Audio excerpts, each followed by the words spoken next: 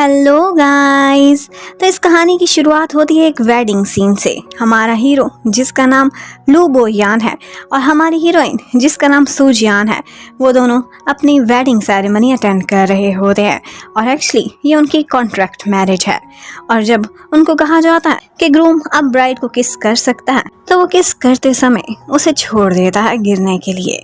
और बस इसी के साथ ही कहानी 3 दिन पीछे रिवाइंड कर दी जाती है और पता चलता है कि एक्चुअली सूजियान एक नॉवल राइटर है। एक्चुअली नॉवेल्स लिखना ही उसका पैशन है, लेकिन इस फील्ड में 3 साल से काम करते हुए भी वो एक सक्सेसफुल राइटर अभी तक नहीं बन पाई। और उसका एक ऑनगोइंग नॉवल जा रहा था जिसको उसके डैड ने अपने पावर्स के थ्रू पॉज करा दिया था। लेकिन ऐसा क्यों किया है ये तो हम थोड़ी देर बाद जाकर आपको बताएंगे। जबकि इसके साथ ही हमें लू बोयान का इंट्रोडक्शन कराते हैं। वो एक यंग सीईओ है और उसकी एक इन्वेस्टमेंट कंपनी है। उसने बहुत सारे छोटे छोटे बिजनेसेस में इन्वेस्ट किया है और वो जिस बिजनेस में भी हाथ डालता है वहाँ पर मिट्टी भी सोना बन जाती है। और उसी टाइम पर सूजियान अपने डैड से लड़ने के लिए पहुंची हुई है कि मेरी लिटरेचर कंपनी पर आपने क्यों दबाव डाला है मेरा नॉवल रुकवाने के लिए। लेकिन उसके डैड कहने लगते हैं कि मेरी स्वीट हार्ट सी बेटी, तुमने 3 साल पहले मुझसे एक प्रॉमिस किया था और वो पूरा करने का समय आ चुका है। 3 साल पहले उसने डैड से एक एग्रीमेंट किया था कि अगर वो 3 साल के अंदर अंदर एक सक्सेसफुल राइटर बन गई तो डैड उस पर कोई दबाव नहीं डालेंगे कि वो उनकी लंजरी कंपनी को इनहेरिट करे। या फिर दूसरी शर्त ये थी कि वो एक बॉयफ्रेंड अच्छा सा ढूंढेगी और खुद को सेटल डाउन कर लेगी। एक्चुअली उसे अपने डैड की अंडरगारमेंट्स की कंपनी को टेक ओवर करने में जरा भी इंटरेस्ट नहीं था। ऑल्दो वो कंपनी बहुत सक्सेसफुल थी, लेकिन उसे हमेशा ये देखकर वही यादें आती हैं कि जब उसे स्कूल में छेड़ा जाता था। वो मोटी सी थी और हमेशा उसे लंजरी क्वीन ही बोला जाता था। अब वो क्या करती, डैड से एक वादा कर बैठती है और उनसे कहने लगती है कि 2 दिन के अंदर अंदर मैं आपको अपने बॉयफ्रेंड से मिलाऊंगी। दूसरी शर्त तो मैंने पूरी कर दी है, मैं जल्दी शादी भी करने वाली हूँ। अब उसके बाद लू बोयान उस लिटरेचर कंपनी में पहुंचा हुआ था जहां पर सूजियान अपने नॉवेल्स लिखा करती थी। और उसी टाइम पर सूजियान भी उसी कंपनी में अपने प्रेसिडेंट से लड़ने के लिए पहुंची हुई थी कि मेरा नॉवल क्यों रोका। लेकिन यहाँ पर उसका आगे से आमना सामना लू बोयान से हो जाता है और उसे देखते ही उसे पुरानी यादें आने लगती हैं। ये दोनों स्कूल में भी इकट्ठे पढ़ते थे और हमेशा बोयान उसे बुली किया करता था। और मोटी सी सूजियान हमेशा से आगे से यही कहती रहती थी कि बोयान, मुझे तुमसे बहुत नफरत है। और इसके साथ ही हमें फ्लैशबैक में ले जाते हैं। एक्चुअली सूजियान को स्कूल में कुछ लोग बुली किया करते थे। एक दिन एक लड़का उसके सामने आकर खड़ा हो जाता है, उससे कहता है कि मैं तुम्हें लाइक करता हूँ, क्या तुम मुझे डेट करोगी। वो यस करती, उससे पहले ही वो उसे बुली करने लगते हैं कि तुम जैसी मोटी लड़की से कौन डेट करना चाहेगा। वो बहुत उदास और परेशान रहती थी। ऐसे में बोयान आता था, उसे संभालता था, उसे चीयर अप भी करता था।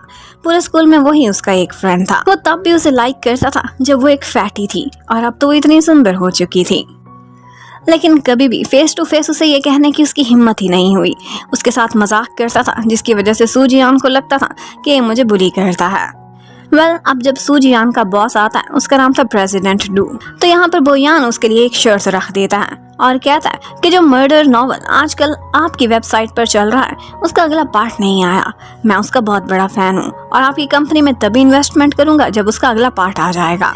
अब इस तरह से एक दफा तो उसने रास्ते खोल दिए थे सूजियान के और प्रेसिडेंट ऑफ कोर्स उसे पब्लिश करने के लिए रेडी हो जाएगा। अब इसके बाद वो एक फैन बनकर चैटिंग भी करता है सूजियान से और उससे उसका प्रॉब्लम पूछता है। उसे पता चलता है कि उसके डैड उसे किस तरह से फोर्स कर रहे हैं एक बॉयफ्रेंड तलाश करने पर या फिर अपनी कंपनी इनहेरिट करने पर। अब बोयान एनोनिमस बनकर उसे मशवरा दे देता है कि पार्क में एक ब्लाइंड डेट कॉर्नर है, वहां पर तुम जा सकती हो एक फ्लैश मैरिज के लिए। और यह एडवाइस उसे काफ़ी पसंद भी आती है। इतने में उसके कुछ फ्रेंड्स भी उसके पास आ जाते हैं जिसमें उसकी बेस्टी शाओशी थी और साथ साथ उसका एक और फ्रेंड जिसका नाम शाओकाई था। शाओकाई तो उसी के साथ ही उसकी नॉवल वाली कंपनी में काम भी करता था। ये तीनों फ्रेंड्स आपस में बैठकर मसले को सुलझाने की कोशिश करते हैं और उल्टे सीधे मशवरे दिए जा रहे थे। लेकिन इन सब से बेटर ऑप्शन तो उसे वही लगता है कि मैं ब्लाइंड डेट कॉर्नर में ही चली जाऊं, जैसा कि मेरे फैन ने मुझे कहा था। दूसरी तरफ बोयान की मम्मी भी बार बार उसे लड़कियों की फोटो ही दिखाती रहती थी और चाहती थी कि उनका बेटा जल्दी से किसी लड़की के साथ फिट हो जाए और शादी करके उनको पोता या पोती की खुशखबरी भी दे दे।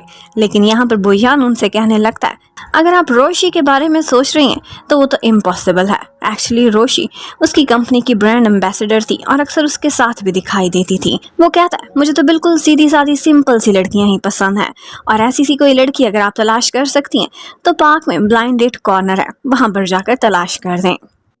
अब इसी पार्क में उसने एक तरफ तो सूजियान को भेज दिया था और दूसरी तरफ अपनी मम्मी को भी, और अपने असिस्टेंट को भी उसने सारे इश्यू के बीच में घुसाया हुआ था और उसका असिस्टेंट किसी न किसी तरह से उसकी मम्मी को रीडायरेक्ट करता हुआ सूजियान तक ले जाता है। और मम्मी को सूजियान पहली ही नज़र में बहुत अच्छी लगती है। वो बिल्कुल सिंपल सी थी और साथ में उन्होंने पहचान भी लिया था कि ये तो बोयान के बचपन की फ्रेंड भी है। दोनों एक ही स्कूल में जाते थे और एक दूसरे को फैमिलीज भी जानती थी।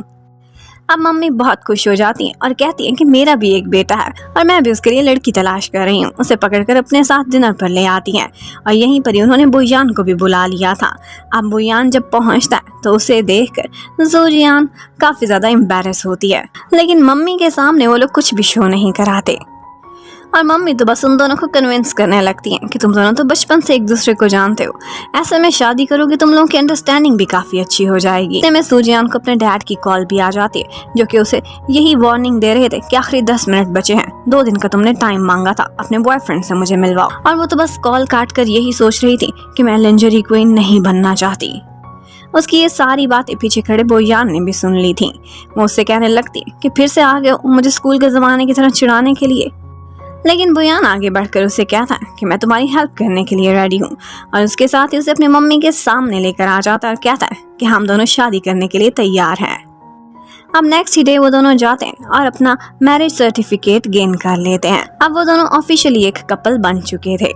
मम्मी और डैडी दोनों उनको रिसीव करने के लिए पहुंचे हुए थे और उनसे कहने लगते हैं कि हम फाइनली बहुत खुश हैं, हमारे बच्चे सेटल हो गए हैं, अब से मुझे अंकल नहीं डैड बोलना। अब वो दोनों मम्मी डैडी को यही कह देते हैं कि 1 साल तक तो हम अपनी इस मैरिज को बिल्कुल सीक्रेट रखना चाहते हैं, लो प्रोफाइल रखेंगे और अपने अपने कैरियर पर फोकस करेंगे। हाँ, लेकिन कल एक छोटी सी सेरेमनी रखेंगे जिसमें सिर्फ फैमिली के लोग होंगे, ताकि हमारी वेडिंग का फंक्शन भी हो जाए और आप दोनों भी खुश हो जाएं। अब मम्मी डैडी ने उन दोनों के लिए होटल में एक रूम भी बुक करा दिया था और तो और मम्मी तो उनका बेड भी बहुत रोमांटिक सा प्रिपेयर कर रही थी, जबकि डैड बोयान को साइड पर लेकर जाते हैं। इतने अरसे से तुम और सूजियान एक दूसरे के साथ साथ नजर भी नहीं आए, जरूर दाल में कुछ काला है। मैंने रिसेंटली बहुत सारे ड्रामास देखे हैं, तुम दोनों ने कॉन्ट्रैक्ट मैरिज करी है ना। बोयान कहता है कि डैड मैं आपको कैसे कन्विंस करूं, तो आगे से कहने लगते हैं कि मेरी नज़र तुम दोनों पर है और जिस दिन मुझे पता चल गया कि ये सब कॉन्ट्रैक्ट है तो उसी दिन मैं तुम्हें छोड़ूंगा नहीं और अपनी बेटी को भी यहाँ से ले जाऊंगा। अब उनको ये वार्निंग देने के बाद मम्मी डैडी तो वहाँ से चले जाते हैं, लेकिन थोड़ी देर बाद बोयान आता है और सूजियान को दीवार से लगा लेता है, उसके बहुत क्लोज था। इतने में दोबारा से वो लोग कमरे में आते हैं और बहुत खुश होते हैं कि इनका तो रोमांस चल रहा था। डैड अपना बैग भूल गए थे। अब थोड़ी देर बाद वो फिर से सूजियान को पकड़ता है और सोफे पर गिरा लेता है। अब की बार मम्मी अपना हैंड बैग भूल गई थी, वही लेने के लिए आती हैं और बहुत खुश होकर चली जाती हैं कि तुम दोनों कंटिन्यू रखो। और उसके बाद बोयान कहता है कि मुझे पहले ही पता था कि ये लोग ऐसी हरकत जरूर करेंगे हम पर नजर रखने के लिए, इसीलिए दोनों यहाँ पर बैग छोड़कर गए थे और मुझे कोई शौक नहीं तुम्हारे क्लोज आने का। और फिर हमें फ्लैशबैक में दिखाते हैं कि एक्चुअली कल होटल में उन्होंने आपस में डिसाइड कर लिया था कि बोयान और सूजियान दोनों 1 साल के लिए कॉन्ट्रैक्ट मैरिज करेंगे। बोयान की मम्मी भी शांत हो जाए और सूजियान के डैड भी। अब वो एक कॉन्ट्रैक्ट रेडी किए बैठी थी और वो बोयान को दिखा देती है। उसमें यही था कि वो लोग आपस में कोई फिजिकल कांटेक्ट भी नहीं करेंगे और दुनिया के सामने 1 साल तक एक कपल ही बनकर रहेंगे। इसके साथ साथ बोयान उसमें एक और भी क्लॉज ऐड करा था और वो ये थी कि इस सारे कॉन्ट्रैक्ट के पीरियड के बीच हम लोग किसी और को डेट नहीं करेंगे। और बस कॉन्ट्रैक्ट पर साइन करने के बाद बोयान वहाँ से बाहर चला जाता है, उसे उसके कमरे में अकेला छोड़कर। और फिर उसके बाद नेक्स्ट डे उनकी एक सिंपल सी वेडिंग सेरेमनी थी जिसमें सिर्फ क्लोज फैमिली के ही लोग थे। यहाँ पर वो दोनों दुल्हा दुल्हन बनकर सबके सामने आते हैं और जब किस करने की बारी आती है तो सूजियान सोचती है कि तुम्हारी हिम्मत कैसे हुई मेरा फायदा उठाने की, लेकिन वो उसे अपने हाथों से गिरा देता है और फिर झट से उसे पकड़ता है और कुछ ऐसा पोज बनाता है जिससे सबको लगता है कि उन्होंने बहुत रोमांटिक सी किस की है, लेकिन असल में उन्होंने ऐसा कुछ भी नहीं किया था। ये सब करते हुए बोयान बहुत हीरो लग रहा था। अब उसके बाद बोयान के घर पर ही सूजियान शिफ्ट हो जाती है। उसका घर बहुत बड़ा था और वहाँ पर एक ही बटलर अंकल थे जिनका नाम था अंकल शू। और वो यहाँ पर आकर बताते हैं उसे कि ये घर बहुत एडवांस है। यहाँ पर एक इंटेलिजेंट एंटी थेफ्ट सिस्टम भी लगा हुआ है। रिमोट से ही सारे दरवाजे, इंटरनेट, लाइट्स, हर चीज़ कंट्रोल होती थी। अब उसके बाद वो अपने लिए एक कमरा सिलेक्ट कर लेती है और वहाँ पर वो अपने नॉवल पर काम स्टार्ट कर देती है, क्योंकि प्रेसिडेंट डू ने कहा था कि बहुत जल्दी इसका अगला पार्ट ऑनलाइन लिखना होगा। उधर बोयान उसी कॉन्ट्रैक्ट को बहुत अच्छे से देख रहा था और साथ ही साथ उसे सूजियान की याद भी आ रही थी। वो वही कॉन्ट्रैक्ट अपने एक ड्रॉर में रख लेता है ऑफिस में ही, जबकि दूसरी तरफ सूजियान अपना सस्पेंस नॉवल लिखने में मसरूफ थी। लेकिन आज वो कुछ नया नहीं कर पा रही थी और एंडिंग के लिए उसे कोई इंस्पिरेशन नहीं आ रही होती, तो वो शाओशी को कॉल करती है। वो उससे कहती है कि क्यों ना हम दोनों कहीं एंजॉय करने चले, फ्रेश हो जाओगी तो नए आइडियाज़ भी आएंगे। और वो दोनों एक क्लब में पहुंच जाती हैं। लेकिन ये बात पता चल जाती है बोयान को कि उसकी न्यूली वेड वाइफ इस वक्त एक बार में पहुंची हुई है, तो वो भी उसकी तलाश में वहाँ पीछे पीछे चला जाता है। लेकिन ये एक्चुअली शियाओ की सारी चाल थी। वो जानबूझकर उसे बार में लेकर आई थी, खुद तो साइड पर हो जाती है, सूजियान को अकेला छोड़ देती है ताकि बाद में इसका हबी आकर इसे संभाल ले। जब तक बोयान आता है तो सूजियान ड्रंक हो चुकी थी। वो उसे उठाता है, कैरी करके घर ले आता है। जब वो उठती है तो देखती है कि मेरे तो कपड़े भी चेंज हो चुके हैं, ये सब बोयान ने किया होगा। लेकिन फिर साथ ही साथ उसे याद आने लगती है कि ये सब मैंने खुद ही किया था, और इसके साथ साथ उसने और भी बहुत सी उल्टी सीधी हरकतें की थी ड्रंक हो, और उसके कमरे में ही घुस गई थी और उससे कहने लगी थी कि देखो अब मैं कितनी स्मार्ट हो चुकी हूँ, तुम हमेशा मेरे मोटे होने पर मेरा मजाक उड़ाया करते थे। और फिर इसी तरह वो बस उसी के ही बेड में सो गई थी। अब वो शावर में जाती है तो पता चलता है कि तो बोयान का कमरा है, और वो भी अभी नहा कर निकला था, बहुत हॉट लग रहा था। वो उसे डांटती है कि तुम मेरे शावर में क्या कर रहे हो। वो याद दिलाता है कि मेरा कमरा है और ये मेरा शावर, तुम यहाँ कुछ कर रही हो। अब उसके बाद नाश्ते की टेबल पर बोयान उसका वेट कर रहा था, लेकिन सूजियान को अपनी डेडलाइन की पड़ी हुई थी। उसने नॉवल सबमिट कराना था। इतने में अंकल शू आकर कहते हैं कि वो तो नहीं आ रही, उसे नाश्ते से इनकार कर दिया है। बोयान ऐसा करता है कि अपने रिमोट कंट्रोल से वहां पर जैमर लगा देता है। इंटरनेट चल नहीं रहा था तो मजबूरन सूजियान को नीचे ही आना पड़ता है। वो उससे कहता है नाश्ता कर लो और फिर बेशक अपना काम करना, और साथ ही उसे वार्निंग भी देता है कि आइंदा इस तरह से बाहर में ड्रंक ना होना। वहाँ पर बहुत सारे आदमी थे और उनमें से एक तुमसे फ्लर्ट भी कर रहा था। लेकिन आगे से सूजियान को भी गुस्सा आ जाता है और वो कहती है कि इंटरनेट पर हर जगह तुम्हारे और रोशी के बारे में ही बातें लिखी हुई थी। कॉन्ट्रैक्ट के रूल्स के अकॉर्डिंग हम दोनों के बारे में लिखा है, सिर्फ मेरे बारे में नहीं। अब वो उससे इंटरनेट दोबारा चालू करने को कहती है, लेकिन वो नहीं मानता। बैग उठाकर बाहर जा रही थी तो वो सारे घर को ही लॉक कर देता है। अब यहीं पर ही बोयान और सूजियान की आपस में लड़ाई हो जाती है। वो उससे रिमोट छीनना चाहती थी, लेकिन कुछ उल्टा सीधा सा एंटर हो जाता है, जिसकी वजह से वहाँ की हर चीज़ लॉक हो गई थी और खिड़कियाँ भी। अंकल बटलर भी बाहर ही रह चुके थे। वो उन्हें विंडो से इशारा कर देता है कि स्पेयर की लेने चले जाएं, और बस बेचारी सूजियान को वो नॉवल सबमिट कराने में देर हो जाती है। अब वो उससे लड़ाई करके अपने कमरे में चली जाती है और यहीं पर ही वो विंडो से देखती है तो बाहर उसका फ्रेंड शाओ काई आया हुआ था, जो उसे बाहर निकालने की कोशिशें कर रहा था। लेकिन ऊपर से पहुंच जाता है बोयान, जो उसे पकड़कर बेड पर गिराता है। शोकाई की आवाज़ सुनता है, जो सीढ़ियों से लटका खड़ा था और कह रहा था कि आप रिच एंड पावरफुल हैं, लेकिन मेरी फ्रेंड को बुली नहीं कर सकते। और बस यही कहता कहता वो वहां से गिर जाता है और नीचे असिस्टेंट को काई को गोद में उठाना पड़ता है। अब यही वो पॉइंट था जहां से बोयान को शाओकाई से काफी ज्यादा जेलसी होने लगती है, क्योंकि उसे लग रहा था कि सूजियान का बहुत क्लोज फ्रेंड है। अब इसी तरह से शाम हो गई थी और यहाँ पर बोयान आकर सूजियान के साथ बैठ जाता है और उसका नॉवल लिखने में उसकी हेल्प करने लगता है, उसे आइडियाज़ भी देता है। और इसी तरह से वो दोनों सारी रात बैठकर काम करते हैं और फाइनली उस नॉवल की एंडिंग कंप्लीट हो जाती है। और सूजियान को खुश देखकर बोयान भी बहुत खुश नजर आ रहा था। बोयान तो अब अपने ऑफिस में चला जाता है, जबकि सूजियान को एक और टेंशन लग जाती है। उसने अपडेट तो कर दिया था, लेकिन उसका नॉवल पब्लिश नहीं हो रहा था। लगता है कि उसके प्रेसिडेंट को काफ़ी गुस्सा आ गया था। उसे पता चलता है कि प्रेसिडेंट तो आज एक पार्टी में गया हुआ है, तो वो सोचती है कि वहीं जाकर उनसे मैं कुछ डिस्कशन कर लूँगी। अब उसी पार्टी में एक्चुअली बोयान भी गया हुआ था और वहीं पर ही रोशी भी आई हुई थी, जो कि एक एक्ट्रेस थी। वो यहाँ पर बोयान की पार्टनर बनकर फिरने लगती है। जबकि वहीं पर ही सूजियान भी पहुंच जाती है प्रेसिडेंट डू से बात करने के लिए। वो आगे से कहने लगते हैं कि तुम्हारे साथ तो मैं अपना कॉन्ट्रैक्ट अब ख़त्म करना चाहता हूँ। मुझे लगता है कि तुम्हें वो कैपेबिलिटी ही नहीं है कि तुम एक अच्छी राइटर बन सकती हो। उसे काफ़ी डांटते हैं और उसके बाद वहाँ से भगा देते हैं। अब ये सीन देखकर बोयान को काफ़ी बुरा लगता है और वो डू को बुलाकर कहता है कि मैं आपकी कंपनी में इन्वेस्टमेंट करने के लिए रेडी हूँ, लेकिन मेरी एक शर्त है और वो ये है कि जो आपके पिछले सस्पेंस नॉवल की राइटर थी उसी राइटर का एक नया नॉवल भी रिलीज़ हो। अब ये सुनकर ऑफ कोर्स डू को अपना माइंड बदलना पड़ेगा। जबकि बाहर सूजियान सैड सी खड़ी थी। बोयान उसके पास आता है, उसे हिम्मत दिलाता है, कहता है कि देखो लिखना तुम्हारा पैशन है और जब तुम ये काम लंबे समय तक करोगी तो तुम्हें सब एक्सेप्ट करेंगे। किसी एक के कमेंट पर हर्ट हो जाना ये सक्सेसफुल लोगों की आदत नहीं होती। मुझे भी देखो, मुझे लोगों ने बहुत बुरा भला कहा था, लेकिन आज मैं कितना सक्सेसफुल खड़ा हूँ। अब उसकी बातों से काफ़ी हिम्मत आ जाती है सूजियान को और थोड़ी देर बाद उसे उसके बॉस ने भी कॉल कर दी थी और कहा था कि अगले नॉवल की तैयारी कर लो।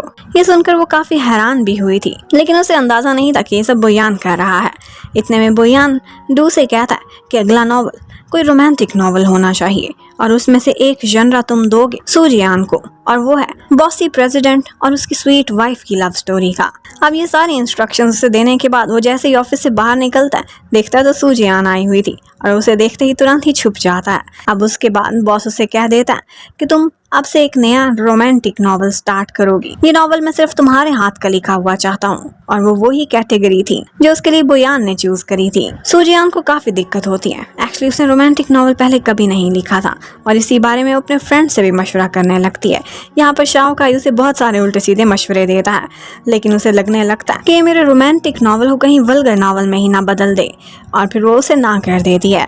बोयान भी उस पर पूरी नजर रखता था। वो उसे कहने लगता है कि आज ही मम्मी ने तुम्हें और मुझे इकट्ठे डिनर पर बुलाया है, इसलिए टाइम से हमें वहाँ जाना होगा, अपना काम खत्म कर लेना।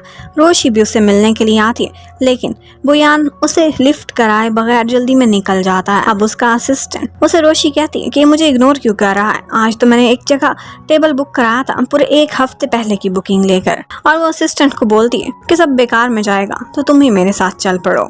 जबकि उधर बोयान कमरे के बाहर जाकर सुनता है तो सूजियान कोई रोमांटिक सा ड्रामा देख रही थी और वो ड्रामा उसे पता चल गया था कि कहीं शाओकाई ने उसे रिकमेंड किया होगा। लेकिन जैसे ही वो कमरे में आता था वो बिल्कुल सीधी होकर पढ़ने लगती थी और अपना लैपटॉप ऑफ कर देती थी। वो 2-3 दफ़ा ऐसे ही ट्राई करता है उसे रंगे हाथों पकड़ने की, लेकिन वो हर दफ़ा रेडी होकर बैठी हुई थी। अब वो ऐसे प्रिटेंड करता है, ऊंची सी आवाज़ में बटलर से कहता है कि मैं घर से जा रहा हूँ, और यही सुनकर वो उसके कमरे में पहुंच जाती है। एक बॉसी प्रेसिडेंट का कमरा कैसा होगा, उसमें क्या क्या चीज़ें होंगी, ये सब इंस्पिरेशन लेने के लिए। और उसके बाद उसके कपड़े पहनकर मिरर के सामने एक्टिंग कर ही रही थी कि ऊपर से वो उसे पकड़ लेता है और फिर उससे कहता है मुझे पहले ही पता था कि कुछ तो गड़बड़ ज़रूर है, आप जल्दी से ये कपड़े चेंज करो और आओ हमने मम्मी के घर चलना है। अब मम्मी उन दोनों को इकट्ठे देखकर बहुत खुश होती हैं और तो और उनके हाथ में हाथ भी पकड़ा देती हैं और बाद में वो ऐसे छोड़ते हैं कि जैसे उन्हें एक दूसरे से वायरस लग रहा हो। एक्चुअली इसी घर में बचपन से बोयान रहा करता था और अक्सर यहाँ पर सूजियान भी आया करती थी। वो उसकी कुछ चीज़ें देखना चाहती थी बचपन की, लेकिन वो उसे कुछ चीज़ों को छूने नहीं दे रहा था, शायद उसके कुछ सीक्रेट्स थे।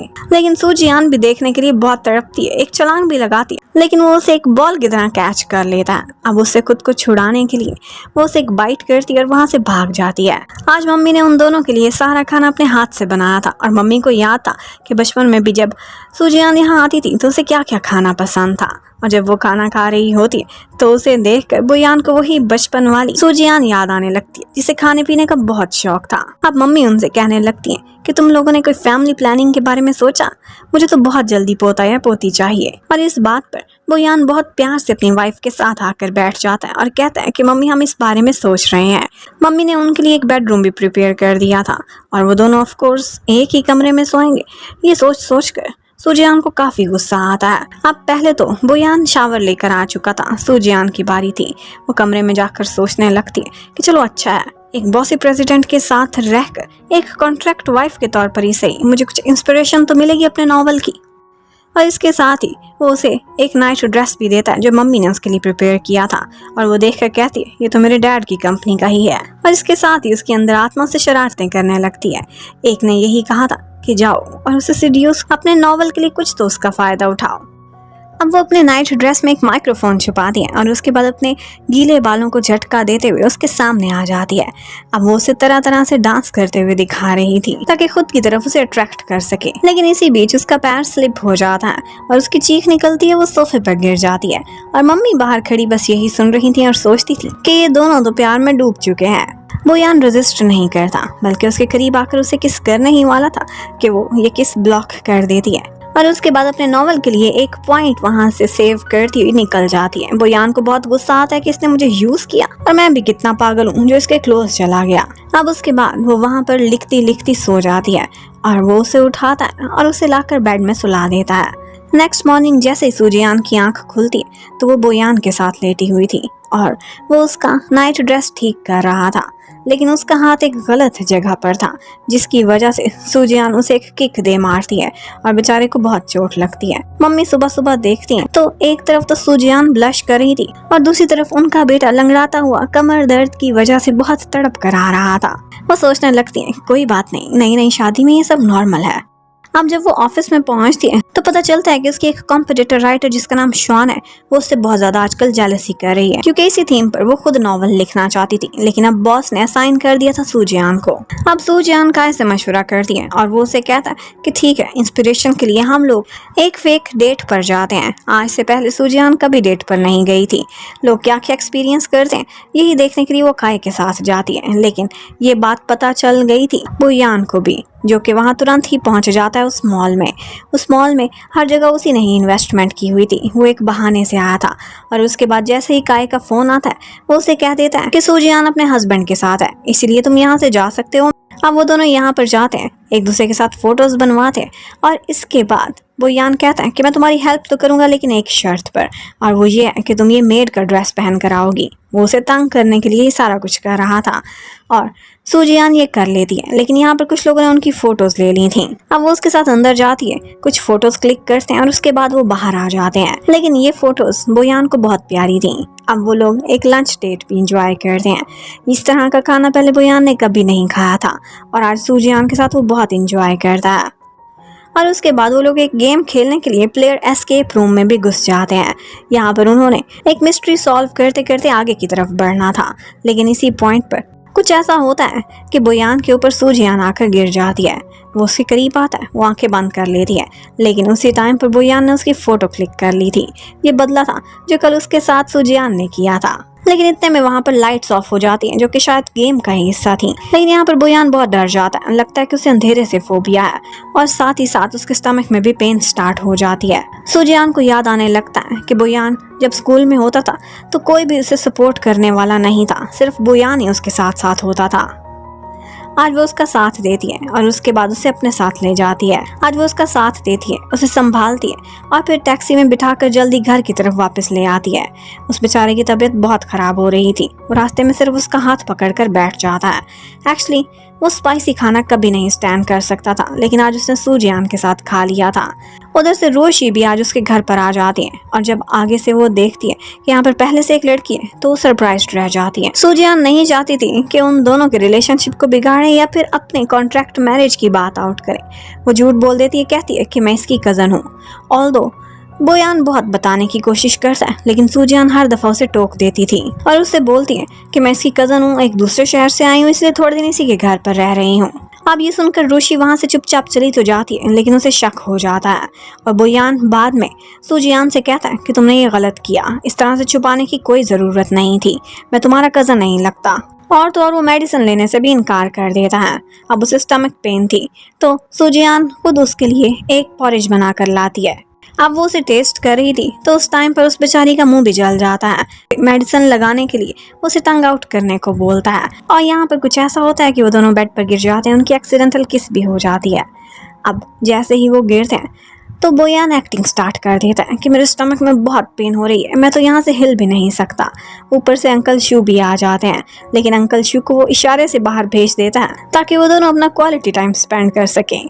अब वो काफ़ी देर इसी तरह से बड़ा एंजॉय ही करता रहा था, जिसकी वजह से नेक्स्ट मॉर्निंग सूजियान को बहुत एम्बैरेसमेंट हो रही थी। उसे बार बार अपना और बोयान का वही सीन याद आया जा रहा था, लेकिन इस सब का एक फायदा था कि उसे अपने रोमांटिक नॉवल के लिए बहुत सारे आइडिया जरूर मिल चुके थे। लेकिन थोड़ी ही देर में वो लोग देखते हैं तो सोशल मीडिया पर एक चीज़ वायरल थी और वो ये थी कि बोयान रोशी के साथ चीट कर रहा है, पब्लिक में उसके साथ फिरता है, उसे अपनी पार्टनर बनाकर, लेकिन एक मेड कॉस्ट्यूम वाली लड़की के साथ वो कल एक डेट पर था एक मॉल में, और इसी वजह से लोग उस लड़की को भी बुरा भला बोले जा रहे थे। पर इस सब से बोयान को कोई फर्क नहीं पड़ता था, इवन कि वो उसे आज ड्रॉप करने के लिए उसकी कंपनी तक छोड़ने जा रहा था। रास्ते में वो देखता तो कोई उसका पीछा कर रहा था, इसलिए वो उनको डॉज करके एक जगह पर सुजियान को उतार देता है। सुजियान को बहुत गुस्सा आता है, यहाँ पर टैक्सी भी नहीं मिल रही थी, लेकिन पास से शिवकाय की गाड़ी गुजर रही थी, वो उसे अपने साथ लिफ्ट दे देता है। लेकिन जब काय को सुजियान के साथ बोयान देखता है तो उसे बहुत जेलसी होती है। उस बेचारे ने तो एक और भी गाड़ी अरेंज की थी पीछे उसे पिक करने के लिए, लेकिन ऑफिस में पहुंचकर भी सुजियान लोगों से यही बातें सुन रही थी। हर तरफ यही र्यूमर फैली हुई थी कि कोई मीन सी लड़की है जिसने रोशी से बोयान को छीन लिया है। अब बोयान भी इन खबरों की वजह से अपसेट था और रोशी भी उसके पास पहुंचती है, लेकिन बोयान उससे कह देता है कि तुम भी अच्छे से जानती हो हम दोनों रिलेशनशिप में नहीं, सिर्फ मीडिया के सामने एक दूसरे के साथ इकट्ठे चलते थे, हमारा सिर्फ और सिर्फ बिजनेस का रिश्ता था। लेकिन रोशी बहुत हर्ट हो जाती और उसे शक था कि लड़की कोई और नहीं बल्कि वही है जिसे इसने कजन कहा था। जबकि उधर ऑफिस में एक दफा बोयान की कॉल आती है और सुजियान को बातें करते हुए शुआन सुन लेती है। उसे अंदाजा हो जाता है, जब वो फोटोज को ऑब्जर्व करती है तो पता चलता है कि सेम स्नीकर्स सुजियान भी पहनती है, और वो उसकी बैक साइड से फोटो लेकर उसे सोशल मीडिया पर पोस्ट करके ये बात प्रूफ कर देती है कि ये लड़की कोई और नहीं बल्कि एक इनफेमस नॉवल राइटर सुजियान ही है। अब सुजियान के नॉवल पर भी ऑनलाइन लोग आकर उसे गालियां दे रहे थे, ज़्यादातर वही थे जो रोशी के फैन थे और उसे उल्टे सीधे गिफ्ट भी दे रहे थे। अब वो छुट्टी करके घर जाने लगती है, लेकिन बेचारी को ये नहीं पता था कि टैक्सी ड्राइवर भी उसके बारे में ही बात कर रहा होगा, उसे बुरा भला बोलता है। और वो आगे जाकर देखती है तो बोयान के घर के रास्ते पे ही फैन गर्ल्स का रश लगा हुआ था, जो कि उसे पकड़ लेती है और उस पर अटैक भी कर देती हैं। लेकिन बोयान आकर उसे बचा लेता है और उसे अपनी गाड़ी में बिठाकर वहां से ले जाता है। घर पहुंचते ही सुजियान उसे कहती है हम क्लियर कर देते हैं कि हम सिर्फ कजन्स लगते हैं, लेकिन वो आगे से कहने लगता है तुम्हारा दिमाग खराब हो गया लगता है, हमारे पेरेंट्स को पता है हमारी शादी के बारे में और मैं इतना बड़ा झूठ कभी मीडिया पर जाकर नहीं बोलूंगा। लेकिन सुजियान बेचारी क्या करती, वो एक दफा तो खामोशी से बैठ जाती है, लेकिन फैंस थे जो थमने का नाम ही नहीं ले रहे थे और उसके नॉवल पर भी बुरे बुरे कमेंट्स आ रहे थे। इतने में रोशी उसे खुद से मिलने के लिए बुलाती है और उसे मशवरा देती है कि तुम एक दफा शांति से इस सब चीज़ों से साइड पर हो जाओ और यूं करो कि बोयान का घर भी छोड़कर चली जाओ, अगर वो जाने नहीं देता तो तुम चोरी चोरी निकल जाना। इसी तरह से कंट्रोवर्सी को दबाया जाता है, मुझे बहुत एक्सपीरियंस है। अब वो चोरी चोरी उसका घर छोड़कर वहां से जाने ही वाली थी कि इतने में एक वैन आती है और उसमें उसे पकड़कर घसीट कर डाल देते हैं। अंदर जाती है तो पता चलता कि ये सब बोयान ने अरेंज किया था और बोयान खुद उसके लिए एक ड्रेस भी सिलेक्ट करता है और साथ ही साथ उसका मेकअप भी अपने निगरानी में कराता है। वो बहुत सुंदर सी रेडी हो गई थी और उसे कहता है कि हम मीडिया के सामने जाकर अब अपीयरेंस देंगे। वो उसका हाथ पकड़कर उसे साथ लेकर आता है और वो मीडिया के सामने सबको यही बता देता है कि ये लड़की मेरी वाइफ है, इसलिए इसको कोई बुरा भला ना बोले और मेरा रोशी से कोई रिश्ता नहीं। अब ये सब देखकर रोशी को काफी गुस्सा आता है, लेकिन इस सब का आउटकम ये हुआ था कि सुजियान उसके ऊपर जो लोग गुस्सा कर रहे थे और बैड कमेंट्स पास कर रहे थे वो सब एक दफा थम चुके थे और सुजियान को भी लगता है कि सारा कुछ इसने मुझे प्रोटेक्ट करने के लिए ही तो किया था। जबकि उधर शुआन भी बहुत गुस्से में थी, उसने सोचा भी नहीं था कि इतने बड़े प्रेसिडेंट की वाइफ होगी। और सुजियान जैसे ही ऑफिस में पहुंचती है सब लोग उसे वीआईपी प्रोटोकॉल देने लगते हैं, उसके आगे पीछे घूम रहे थे क्योंकि उसकी कंपनी के इन्वेस्टर की वो वाइफ जो बन चुकी थी। और तो और बॉस सबसे ये भी कह देता है कि आपसे सारे लोग सुजियान का खास ख्याल रखेंगे और हाँ इससे फासला भी रखना है, खास तौर पर काई ने जो कि हर वक्त इसके इर्द गिर्द मंडलाता रहता है। इतने में आज बटलर अंकल सारों के लिए स्नैक्स वगैरह लेकर आए थे और एक बुके भी लाते हैं जो कि कहते हैं कि सुजियान को उसके हस्बैंड ने भेजा है। कुछ लोग तो खुश हुए थे, लेकिन शुआन बहुत जेलस होती है और उससे कहती है कि हम सारों को एक डिनर की पार्टी भी दो। अब वो बेचारी क्या करती, उन सारों को एक पार्टी पर लेकर जाना पड़ता है। वहाँ पर सभी लोग महंगा महंगा सा खाना ऑर्डर कर रहे थे कि ये तो इतने अमीर आदमी की वाइफ है, लेकिन बेचारी सुजियान उसके पास तो इतने पैसे भी नहीं थे। जब बिल बनता है तो बहुत महंगा था। वो शोकाई से कहने लगती क्या तुम्हारे पास कुछ पैसे हैं तो मुझे उधार दे दो, और इस बात पर शुआन उसका बहुत मजाक उड़ाती। लेकिन एन टाइम पर ऊपर से मिस्टर हस्बैंड पहुंच जाते हैं और अपना ब्लैक कार्ड निकाल कर आगे करते हैं और कहते हैं हनी मैं तुम्हें ये देना ही भूल गया, आई एम सॉरी, और ये ट्रीट मेरी तरफ से है। हाँ सबका बिल काट लेना, लेकिन इन ब्लैक कपड़ों वाली लड़की का नहीं, जो कि शुआन थी। और फिर उसके बाद वो खुश खुश सी सूजियान को अपने साथ वापस घर की तरफ लेकर जाने लगता है और उससे कहने लगता है कि क्या तुम्हें सेलिब्रिटी जैसी फीलिंग नहीं आ रही है? वो कहती है बिल्कुल ऐसा ही है, मेरी फैन फॉलोइंग बढ़ गई है और मेरे नॉवल पर आजकल बहुत अच्छे अच्छे कमेंट्स आ रहे हैं। लेकिन साथ ही साथ उसे कुछ बातों की वजह से शक होने लगता है कि जैसे बुयान ने प्रेसिडेंट डू को कन्विंस किया था कि वो मुझे कंपनी से ना निकालें और नॉवल लिखने दें। यही बात वो उससे भी पूछती है, लेकिन वो गोलमोल कर देता है। पर सूजियान को अंदाजा हो गया था कि ये मन ही मन में बहुत काइंड है। अब उसके बाद वो दोनों ग्रोसरी शॉपिंग करने के लिए जाते हैं, इकट्ठे काफी इंजॉय करते हैं। यहाँ पर बुयान उसके एक दफा बहुत क्लोज आ गया था और बहाना ये करता है कि यहाँ पर लोग हमें मॉनिटर कर रहे हैं और वाकई कोई उनकी फोटो भी क्लिक कर रहा था। वो कहता है कि पब्लिसिटी के लिए ये सब अच्छा है। अब यहाँ पर एक लड़की बुयान से उसका नंबर मांगने के लिए आती है और साथ ही साथ सूजियान को दीदी भी कह देती है। सूजियान उससे कहती है कि अगर मुझे दीदी बोला है तो इसे जीजू बोलो, और ये कहकर उसे भगा देती है। बुयान समझ जाता है कि मेरी वाइफ ने भी जेलस होना स्टार्ट कर दिया है। वेल, अब सूजियान लव लाइफ एक्सपीरियंस कर रही थी और इसी वजह से उसका रोमांटिक नॉवल भी बहुत अच्छा चल रहा था। लेकिन इस सब के बीच एक कांड हो जाता है। एक्चुअली रूशी एक दफा आती है और वो बुयान के ऑफिस में उसकी एक ड्रॉर खोलती है। वहां पर उसे वही कॉन्ट्रैक्ट दिख जाता है जिससे उसे पता चल गया था कि इन दोनों के रिश्ते की रियलिटी क्या है। वो उसे कहने लगती है कि मुझे सब सच पता चल गया है, तुम दोनों की शादी नहीं हुई, तुम दोनों क्यों झूठ बोल रहे हो। अब इसी टाइम पर ऊपर से सूजियान भी पहुंच जाती है, जो कि उसका ब्लैक कार्ड उसे वापस लौटाने के लिए आई थी। वो सुनती है और आधी अधूरी बात सुनकर गुस्से में वहां से निकल जाती है। जब बुयान ऋषि से कह रहा था कि हाँ, हम दोनों की कॉन्ट्रैक्ट मैरिज है, सिर्फ 1 साल के लिए। ऋषि उससे कहती है इसका मतलब है कि 1 साल बाद तुम और मैं दोबारा एक हो जाएंगे। लेकिन इससे पहले कि बुयान कोई भी जवाब देता, वो वहां से निकल जाती है और बहुत गुस्से में आ जाती है। सोचती है कि मैं कितनी पागल हूँ। वो स्कूल में भी मेरे फैटी होने की वजह से मेरा मजाक उड़ाया करता था और आज भी वो मेरी भावनाओं के साथ सिर्फ खेलेगा, मुझसे प्यार नहीं कर सकता। जबकि उधर बुयान बेचारे को तो कुछ पता ही नहीं था। वो तो एक ऑफिशियल ट्रिप पर एक दूसरे शहर जा रहा था और साथ ही साथ उसने असिस्टेंट को कहा था कि किसी और की भी टिकट ऐड करा दो, और असिस्टेंट को पहले ही अंदाजा था। उसने सूजियान के नाम की टिकट लेकर रखी हुई थी। पर घर जाता है, सूजियान उसे किसी बात पर कोई रिस्पॉन्स नहीं दे रही थी, इवन के दरवाजा भी नहीं खोल रही थी। वो उससे बहुत बात करने की कोशिश करता है, उससे पूछता है कि क्या प्रॉब्लम है, समझ नहीं आ रही थी कि इतनी रूड क्यों है। बटलर अंकल कहते हैं कि कोई बात नहीं, गर्ल्स के ना मंथ में कुछ ऐसे दिन आते हैं जब उनका बिला वजह ही मूड खराब होता है, इसके साथ भी शायद ऐसा ही हो। और इसी वजह से वो सोचने लगता है कि मैं अपनी वाइफ को कंफर्ट करने के लिए उसके लिए जिंजर टी बना कर लेकर जाता हूँ। लेकिन सूजियान को तो कोई ऐसा प्रॉब्लम भी नहीं था। वो उसकी बनाई हुई टी भी नहीं पीती, बल्कि खामोशी से अपने कमरे में चली जाती है। अब वो दोनों ही अलग अलग अपने मन में उल्टी सीधी बातें सोच रहे थे और बुयान बेचारा, जिसने प्लान किया था सूजियान को साथ ले जाने का, अब निराश निराश सा अकेला ही अपने बिजनेस ट्रिप पर निकल जाता है। लेकिन उसी बिजनेस ट्रिप वाली जगह पर रूशी भी पहुंची हुई थी। जानबूझकर वो बुयान के क्लोज आना चाहती थी। वो जाती है और उससे मिलने लगती है। उसी टाइम पर फोटोज भी क्लिक करा लेती है और यहीं पर ही हमें पता चलता है जब बुयान उससे कहता है कि मैंने कल भी तुम्हें लाल झंडी दिखाई थी, चाहे हम दोनों का रिश्ता खत्म ही क्यों ना हो जाए कॉन्ट्रैक्ट वाला, लेकिन मैं उसे कभी नहीं छोड़ूंगा। 1 साल नहीं, मैंने उसे सारी जिंदगी के लिए शादी की है। और बेचारी सूजियान इस सबसे बेखबर बहुत उदास सी बैठी हुई थी। श्याओशी और वो दोनों देखते हैं जब सोशल मीडिया पर बुयान की और ऋषि की फोटोज हर जगह फैली हुई थी। उसे लगने लगता है कि मैं ऐसे ही सीरियस हो रही थी, हम दोनों का तो झूठा रिश्ता है, इसमें कोई रियलिटी नहीं। अब उसे उदास देखकर श्याओ और काय दोनों उसके लिए एक पिकनिक अरेंज करते हैं। उसके साथ बीच पर जाते हैं ताकि वो हंसे खेले और अपना गम भूल जाए, लेकिन ऐसा कुछ भी नहीं था। उसे बार बार बुयान की यादें आए जा रही थी।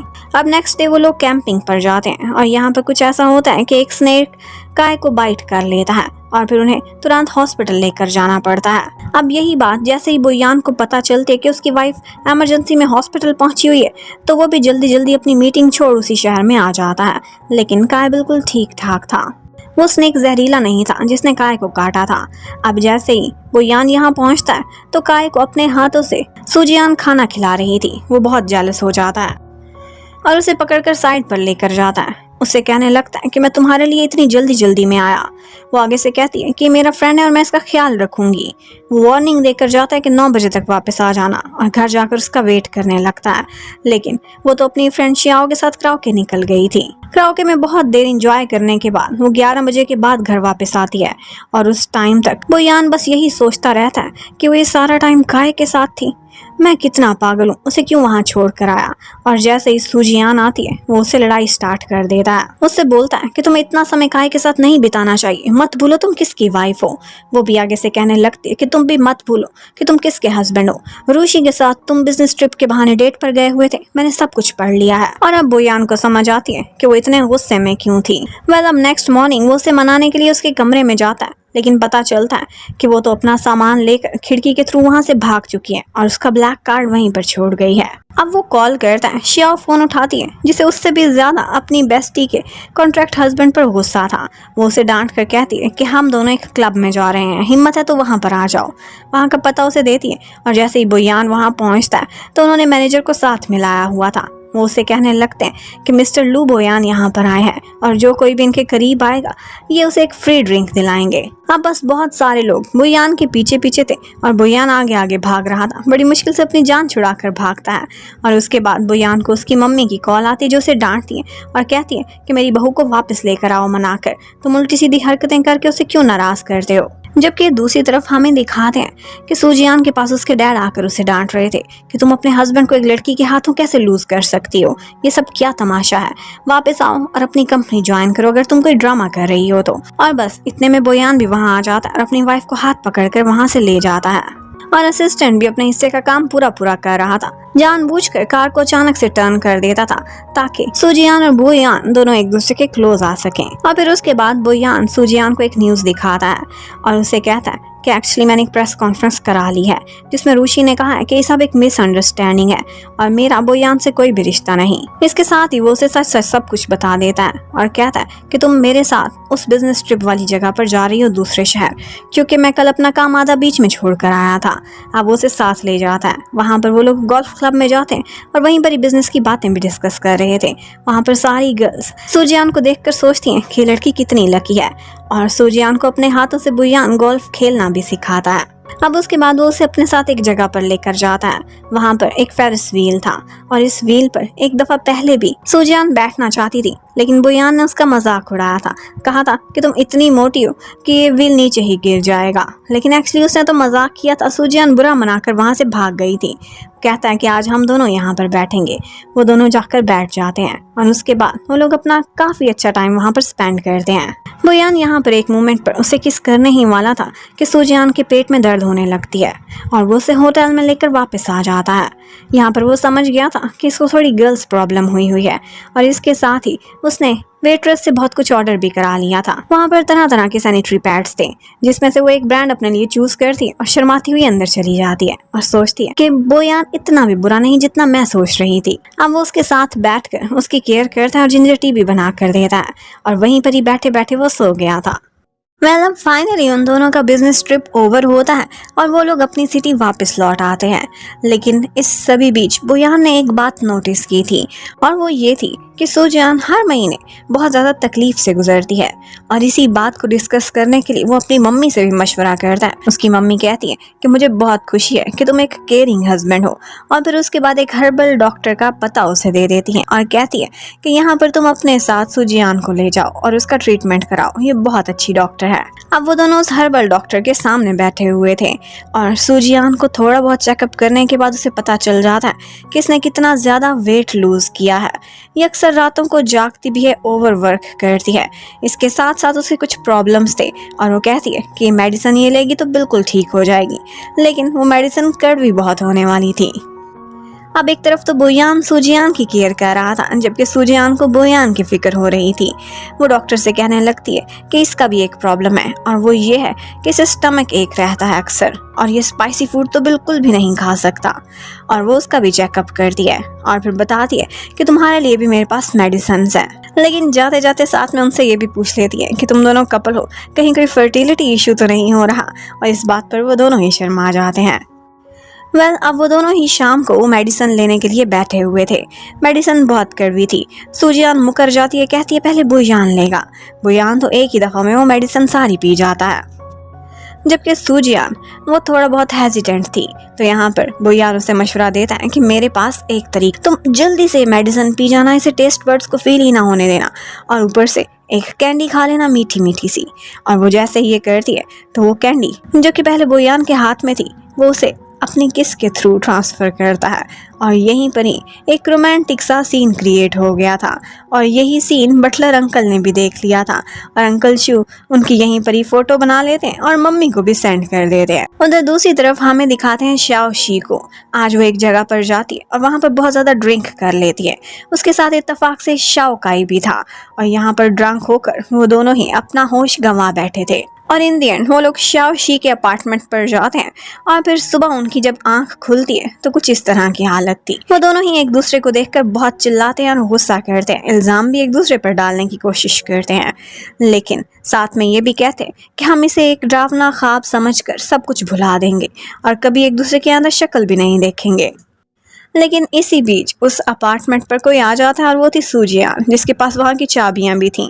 वो अंदर घुस आती है और शाओशी बस शाओ काई को छुपाती ही रहती है।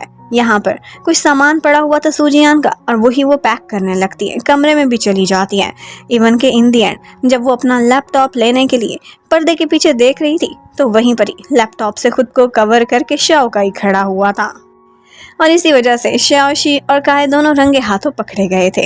अब सूजियान उनको सामने बिठाती है और उनसे सारी बात पूछती है। वो एक दूसरे पर इल्ज़ाम डाल रहे थे। वो उनसे कहती है कि कभी कभी गलती हो जाती है और ये एक हसीन सी गलती थी, आप लोग आपस में डिस्कशन कर सकते हैं। हाँ, लेकिन अब वो लैपटॉप वो वापस नहीं लेकर जाती, बल्कि नीचे खड़ा बोयान जो उसका वेट कर रहा था उसे कहती है कि चलो मुझे अभी के अभी ले जाओ एक नया लैपटॉप लेने के लिए। अब उसके बाद सूजियान को एक दफ़ा डैड की कॉल आती है और डैड उसे कह रहे थे कि नेक्स्ट वीक हमारी सू ब्यूटी कंपनी की 20th एनिवर्सरी है, उसमें तुमने ज़रूर आना है, बल्कि कल ही आकर घर पर मेरे साथ प्लानिंग भी कर लेना कि हमने वो इवेंट कैसे सेलिब्रेट करना है। लेकिन सूजियान साफ इनकार कर देती है और डैड को कहती है कि मैं ना उस इवेंट पर आऊँगी ना ही उसकी प्लानिंग में। और असल वजह ये थी कि हमेशा उसे अपने डैड की इस कंपनी की वजह से पुरानी यादें आने लगती हैं स्कूल की। उसे हमेशा लिंजरी क्वीन कहा जाता था, जो कि वो कभी नहीं बनना चाहती थी। अब जब वो घर पर जाती है तो बोयान उसके पास आता है और कहता है कि डैड ने मुझे भी कॉल की थी और कल मुझे बुलाया है और तुम्हें भी साथ में, हम दोनों ज़रूर जाएंगे। देखो वो तुम्हारे डैड हैं और तुमसे नहीं तो और किससे बिजनेस का मशवरा करें। अब यहीं से ही हम एक फ्लैशबैक में ले जाते हैं। बेचारी सूजियान को हाई स्कूल में हर कोई बुली करता था। एक तो वो इतनी मोटी थी और ऊपर से उसके डैड जिस तरह का बिजनेस करते थे वो अपने ऊपर से लिंजरी क्वीन का टैग हटाना चाहती थी। लेकिन एक दफ़ा उसके पास बोयान आया था जिसने उसे कहा था कि देखो लिंजरी तो सभी पहनते हैं, इसमें शर्माने की क्या बात है, तुम अपने डैड के प्रोफेशन की वजह से मत शर्माओ, बल्कि उन सब लोगों को मुंह तोड़ जवाब दो जो तुम्हें बुली करते हैं। और उसके हिम्मत दिलाने पर वो कुछ लोगों को एक दफ़ा बहुत अच्छे से सबक भी सिखा देती है और कहती है कि जो लोग मुझे बुरा भला बोल रहे हैं उन सारों ने ही अपने कपड़ों के नीचे मेरे डैड के ही अंडरगारमेंट्स पहने हुए हैं। और अब बोयान के साथ सूजियान भी अपने डैड के घर चली जाती है। वहाँ पर डैड उन दोनों को देखकर काफ़ी खुश हुए थे और उनको कुछ गिफ्ट्स भी देते हैं। और वो गिफ्ट्स देखकर सूजियान तो बहुत एम्बैरस होती है क्योंकि वो उन दोनों के लिए अंडरगारमेंट से कुछ नए डिज़ाइंस थे जो कि डैड की कंपनी ने ही डिज़ाइन किए थे। लेकिन यहाँ पर सूजियान की स्टेप मॉम एक बात फील करती हैं और वो ये थी कि सूजियान हाथ में रिंग नहीं पहनती, जो कि मैरिड लोगों के लिए एक ज़रूरी शर्त समझी जाती है। और उसके बाद सूजियान भी याद करने लगती, कहती है कि जब मेरी मम्मी की डेथ हुई थी तो इस घर में बहुत सारे फ्लावर्स और प्लांट्स हुआ करते थे, लेकिन अब नई मम्मी के आने से मुझे लगता है जैसे मम्मी की निशानियां ख़त्म हो रही हैं। और उसकी स्टेप मॉम क्या फील कर रही थी ये बात बोयान ने नोटिस कर ली थी और उसने भी फैसला किया था कि वो ज़रूर एक रिंग गिफ्ट करेगा सूजियान को बहुत जल्द ही। और उसके बाद वो अपने इवेंट को लेकर प्लानिंग करने लगते हैं। यहाँ पर बोयान प्रपोज करता है कि क्यों ना आपके इस इवेंट पर एक ओपनिंग डांस भी किया जाए और डांस मैं और सूजियान मिलकर करेंगे। सूजियान बहुत इनकार करती है, लेकिन बोयान कहता है कि तुम मुझ पर भरोसा रखो, मैं तुम्हें बहुत अच्छे से डांस सिखा दूंगा। अब वो शाम को उसके लिए गार्डन में सारी लाइटिंग लगाकर म्यूजिक के साथ एक अच्छा सा इन्वायरमेंट क्रिएट करता है और उसे डांस सिखाने के लिए आता है। लेकिन यहाँ पर बैलेंसिंग में सूजियान को काफ़ी दिक्कत हो रही थी, तो वो उससे कहता है कि तुम अपने शूज़ उतार दो और उसे अपने पैरों पर खड़ा कर लेता है। अब उसकी डांस प्रैक्टिस करा रहा था और उससे कहता है कि प्रैक्टिस करते रहना, देखना उस दिन तुम बहुत अच्छा करोगी। दूसरी तरफ हमें दिखाते हैं कि रूशी को भी सू ब्यूटी के इस इवेंट की इनविटेशन आई हुई थी और उसे जब सारी तरतीब का पता चलता है कि शो स्टार्ट होने के बाद सबसे पहले तो एक डांस परफॉर्मेंस होगी और वो भी बोयान की और सूजियान की, तो ये सुनकर वो बहुत गुस्से में आ जाती है। उधर सूजियान डांसिंग प्रैक्टिस कर रही थी। बोयान भी उसके पास आता है और उसे थोड़ी और प्रैक्टिस कराता है। अब उसके दिल को छू जाने के बाद वो उसे और प्रैक्टिस करने का बोलकर वहां से निकल जाता है। लेकिन थोड़ी देर बाद वहां रूशी भी आ गई थी, जो कि आते ही उसे टॉन्ट करने लगती है और कहती है कि तुम बेशक बोयान के साथ डांस करने की प्रैक्टिस तो कर लो, लेकिन तुम उसके साथ सजती ही नहीं हो। उसका और मेरा कपल हेवनली मेड था। लेकिन आगे से सूजियान कहती है, लेकिन मिसेज लू का टाइटल तो मेरे पास ही है। वो बोलती है, सिर्फ 1 साल के लिए, उसके बाद बोयान मेरा हो जाएगा। अब वो उसके हस्बैंड को छीनने का एक तरह से उसे ओपन चैलेंज करके गई थी। यही बात वो श्याओशी को भी बताती है और श्याओशी को सुनकर बहुत गुस्सा आता है। वो कहती है कि ये तो बिल्कुल तुम्हारे नॉवेल्स के इवल कैरेक्टर की तरह की है। रोशी ही तुम्हारी लाइफ में विलन है। बोयान बहुत केयरिंग था और उसने सूजियान के लिए कुछ ड्रेसेस भी सिलेक्ट किए थे। वो उससे कहता है, इनमें से एक तुम चूज कर लो और मैं डिज़ाइनर को रेडी करने का ऑर्डर दे दूंगा। और वो डिज़ाइनर बहुत बड़ी डिज़ाइनर थी, एक इंटरनेशनल फेमस ब्रांड की, जिसका नाम सोफिया था। और उसके असिस्टेंट चुआन के थ्रू ये बात रूशी को भी पता चल जाती है कि इस इवेंट पर सूजियान सोफिया का डिज़ाइन किया हुआ ड्रेस पहनने वाली है। अब नेक्स्ट डे सूजियान जाती है और उस ड्रेस को ट्राई करती है श्याओशी के साथ। वो ये ड्रेस पहनकर बहुत सुंदर लग रही थी। अब थोड़ी देर बाद जब वो जाने वाली थी तो वहीं पर ही रूशी भी पहुंच जाती है और कहती है, वाओ, ये तो एक कोइंसिडेंस है, हम दोनों एक ही डिज़ाइनर के कपड़े पहनेंगे। इतने में ऊपर से श्याओशी भी आ जाती है, जो उसे कहती है कि ड्रामों में तो तुम लीड एक्ट्रेस बनकर आती हो, लेकिन रियल लाइफ में तुम एक विलन हो। अब ये सुनकर रूशी को श्याओशी पर भी बहुत गुस्सा था और फिर उसके बाद हमें इवेंट वाला दिन दिखाने लगते हैं। वहां पर पहले रूशी पहुंच गई थी और उसने एक रेड कलर का ड्रेस पहना हुआ था और वो ड्रेस दिखने में बहुत मिलता जुलता लग रहा था सूजियान वाले ड्रेस से। एक्चुअली वो चाहती थी कि इनका कलर क्लैश हो और लोग उसकी ज्यादा तारीफ करें। इतने में बोयान भी सूजियान के साथ एंट्री करता है और लोग उससे पूछने लगते हैं, लेकिन बोयान सिर्फ और सिर्फ अपनी वाइफ की ही तारीफ करता है और उसके बाद रूशी को बिना लिफ्ट कराए अंदर चला जाता है। अब थोड़ी देर बाद वो इवेंट स्टार्ट होता है और वहाँ पर बोयान और सूजियान दोनों कपल डांस करते हैं ओपनिंग सेरेमनी में। यहाँ पर सूजियान डरी हुई थी, लेकिन बोयान ने उसे कॉन्फिडेंस दिलाया था, जिसकी वजह से उनकी परफॉर्मेंस सबको बहुत पसंद आती है और वो एज अ कपल भी बहुत अच्छे लग रहे थे। रूशी ये देखकर बहुत जलती है। अब एक दफा रूशी अकेले में बोयान के पास आती है और उससे कहती है कि मेरे साथ डांस करोगे। वो इनकार करता है तो उसे धमकी देती है, ठीक है, फिर तुम्हारी कॉन्ट्रैक्ट मैरिज की बात मैं आउट कर दूंगी। लेकिन बोयान को कोई परवाह नहीं थी उसकी किसी भी ब्लैकमेलिंग की। वो माइक उठाता है और सारों के सामने सूजियान को अपने पास बुलाता है और फिर उसके बाद उसकी तारीफ करता है और बताता है कि उसकी लाइफ में कितनी इम्पोर्टेंट है। इसके साथ ही वो उसको एक डायमंड रिंग भी गिफ्ट करता है, सबके सामने अपनी वाइफ को पहनाता है। ये सीन इतना रोमांटिक था कि रूशी की तो लगता है कि आत्मा तक जल के रह गई थी। लेकिन इस सब के बाद बोयान थोड़ा ड्रंक हो गया था और उसके बाद वो लोग घर जाने लगते और वो सारा टाइम सूजियान को हागी किए रखता है, कहता है मैं अपनी वाइफ से दूर नहीं जाना चाहता। अब घर पहुंचते ही वो सूजियान को एक किस करता है। सूजियान को भी लगता है कि उससे प्यार हो ही चुका था, वो उसे नहीं रोकती और उसके बाद वो बात लेने चला जाता है। लेकिन सूजियान यहाँ पर खुद को कंट्रोल करती है और कहती है कि मैं इतनी इजीली इसके हाथ में नहीं आने वाली। दूसरी तरफ शाओ काई और श्याओशी वो दोनों दोबारा से ड्रंक हो गए थे और उन्होंने वही गलती फिर से भी दोहरा दी थी। यहाँ पर सूजियान फ्रेश होने के बाद बोयान की बहुत केयर करती है, उसके हेयर ड्राई करती है और उसके बाद उससे कहती है कि तुम्हें अच्छा सा रेडी कर देती हूँ। अब उसने उसका मेकअप भी कर दिया था और एक विग भी लगा दी थी और उसके बाद वो सो चुका था। नेक्स्ट मॉर्निंग जैसे ही उसकी आंख खुलती है वो अपने आप को इस हुलिये में देखता है तो बस चीखें ही मारता रह जाता है कि कल मैं क्यों ड्रंक हुआ और क्यों सूजियान के हाथ लगा। अब बोयान अपने ऑफिस चला जाता है। वहाँ पर रूशी पहले ही पहुंची हुई थी और उसकी सीट पर भी बैठी हुई थी। उससे कहती है कि तुम वो सारा समय कैसे भूल गए जब हम इतने साल इकट्ठे थे, दुनिया के सामने इकट्ठे आते थे और सब हमें कपल समझते थे। ये तुम नहीं भुला सकते, और वो भी सूजियान के लिए जो कि मेरे बराबर कभी भी नहीं पहुंच सकती। उसमें ऐसा खास क्या है जो मुझ में नहीं है। लेकिन बोयान को उसकी ये बकवास बिल्कुल पसंद नहीं आ रही थी। वो उससे कहने लगता है कि मेरे लिए मेरी वाइफ ही सबसे बढ़कर है, मैंने पहले भी तुम्हें बताया था। और इसके साथ ही अपने असिस्टेंट को बुलाता है और चुआन को कह देता है कि इस लड़की के साथ अपने सारे कॉन्ट्रैक्ट खत्म कर दो, अब ये हमारी कंपनी की ब्रांड एम्बेसडर आगे से नहीं रहेगी। और एक्चुअली चुआन उसे देखकर लगता था कि जैसे वो मन ही मन में रूशी को लाइक करता है। वो उसे समझाने की भी कोशिश करता है, लेकिन रूशी कहती है कि बेशक मुझे पैसे का नुकसान हो, मुझे कोई परवाह नहीं है, लेकिन मेरे लिए बोयान ही सबसे इम्पोर्टेंट है, मैं उसे लाइक करती हूँ। दूसरी तरफ सूजियान की अपनी लाइफ बहुत अच्छी जा रही थी, लेकिन वो एक चीज़ फील करती है, और वो ये थी कि बोयान उसे दुनिया के सामने जितना लव और जितनी केयर दे रहा था, लोग उसके बारे में यही कह रहे थे कि ये तो एक क्वीन है और मुंह में सोने का चम्मच लेकर पैदा हुई है और इसकी सक्सेस के पीछे सिर्फ एक ही राज है और वो ये है कि ये मिसेस लू है। कोई भी लड़की होती तो उसको इतनी इंपॉर्टेंस मिलती। उसे लगने लगता है कि उसकी अपनी कोई पहचान नहीं रही, वो सिर्फ मिसेस लू बोयान ही बनकर रह गई है और इसी वजह से ऑफिस में, नॉवेल्स में और मीडिया में हर कोई उसको इम्पोर्टेंस दे रहा था। वो इस वजह से काफ़ी परेशान रहने लगती है और यही बात वो बोयान से भी शेयर करती है। बोयान कहने लगता है कि तुम्हें किस चीज़ की टेंशन है, तुम ऑनलाइन नॉवेल्स लिखना छोड़ो, मैं खुद तुम्हारे नॉवेल्स पब्लिश कराऊंगा। लेकिन वो बोलती है कि मैं तुम्हारी परछाई बनकर नहीं रहना चाहती, मैं अपनी पहचान चाहती हूँ। अब उसके बाद एक दिन सूजियान एक लाइब्रेरी में गई हुई थी और यहीं पर ही उसकी मुलाकात होती है जो कि हमारे ड्रामे का सेकंड मेन लीड है और उसका नाम है प्रेसिडेंट कांग। वो दोनों एक ही बुक चूज कर रहे थे जहाँ से लगता था कि उनके लिटरेचर में टेस्ट भी एक जैसे हैं। वो बताती है कि मैं एक ऑनलाइन राइटर हूँ छोटी सी।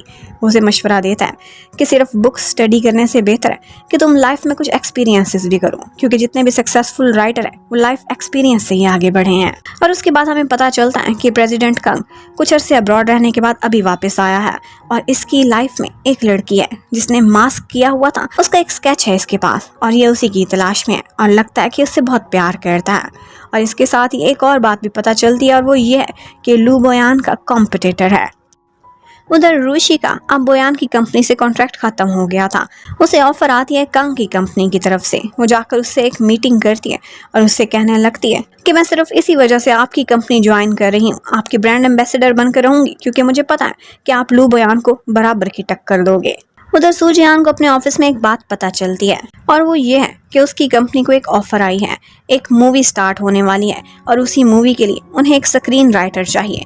लेकिन कोई भी राइटर बनने के लिए तैयार नहीं था, क्योंकि उन्हें जाकर उस शूटिंग वाले पॉइंट पर क्रू के साथ रहना था और थोड़ी बहुत स्क्रिप्ट में चेंजिंग्स करनी थी वहाँ के एनवायरनमेंट के अकॉर्डिंग। ये बहुत मुश्किल काम होने वाला था, लेकिन सूजियान फैसला करती है कि वो ये काम चूज करेगी क्योंकि वो अपने बल पर कुछ करके दिखाना चाहती थी।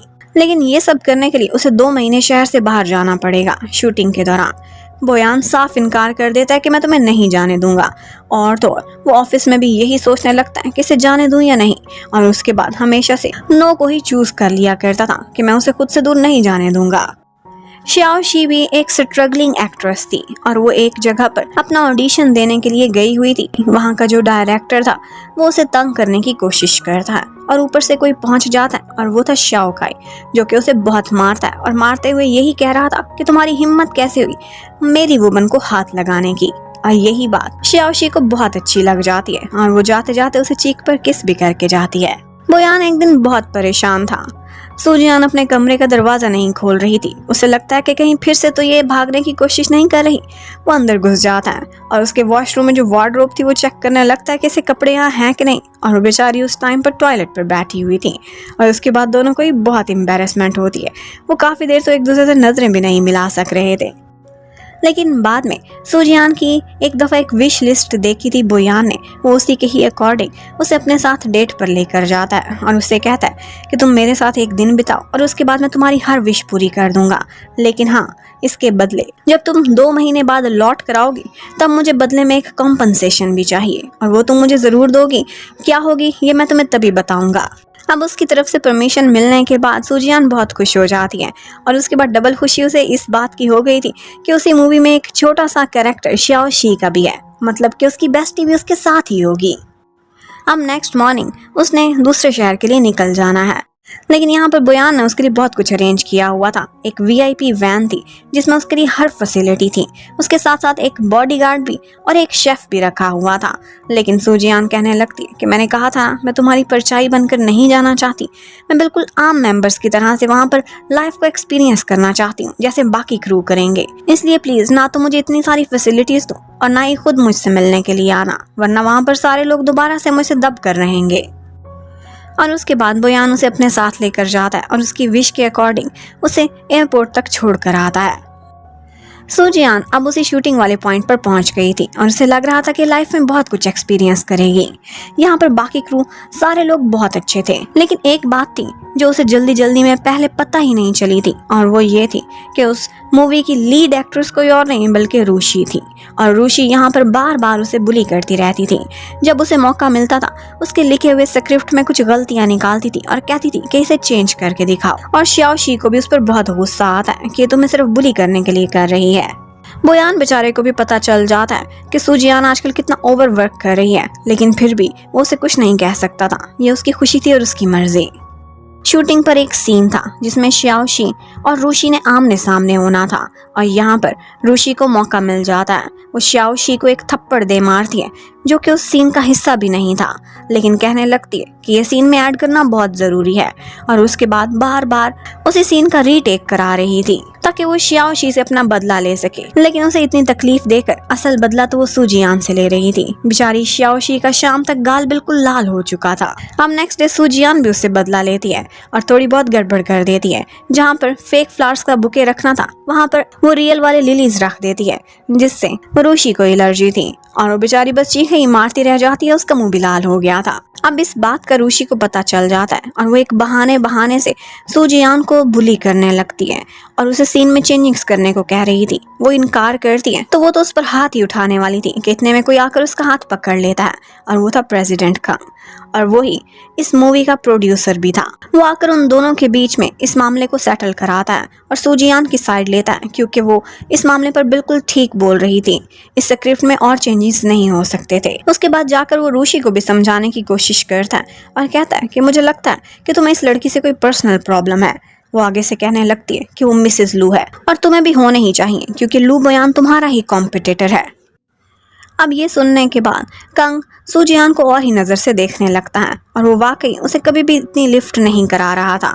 ज़रूरी बात का जवाब देना भी मुनासिब नहीं समझता था। लेकिन शूटिंग शाम को जैसे ही ख़त्म होती है वहाँ पर कंग को एक चोट लग जाती है और उसकी ब्लीडिंग रोकने के लिए सूजियान अपना हेयर बैंड उतारती है और उसे टाई कर देती है। और ये सीन जैसे उसके दिल को ही छू के रह गया था।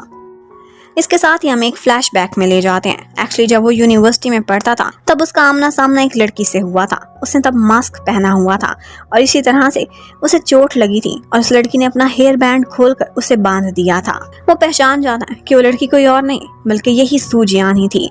यही उसका फर्स्ट लव थी जिसे वो इतने सालों से तलाश कर रहा था। अब फाइनली उसे मिल चुकी है। लेकिन साथ ही वो ये सोचकर उदास हो जाता है कि वो तो मैरिड है, लू की पत्नी। और फिर रूशी नेक्स्ट ही डे उसे बता देती है कि मैं तुम्हें एक बात तो बताना ही भूल गई कि ये लू की पत्नी जरूर है, लेकिन इनकी सिर्फ कॉन्ट्रैक्ट मैरिज है, रियल वाली नहीं। आजकल उन लोगों की शूटिंग जंगल में चल रही थी और वहाँ पर उन्हें अच्छा खाना प्रोवाइड नहीं हो रहा था, जिसकी वजह से सभी बहुत अपसेट नजर आते हैं।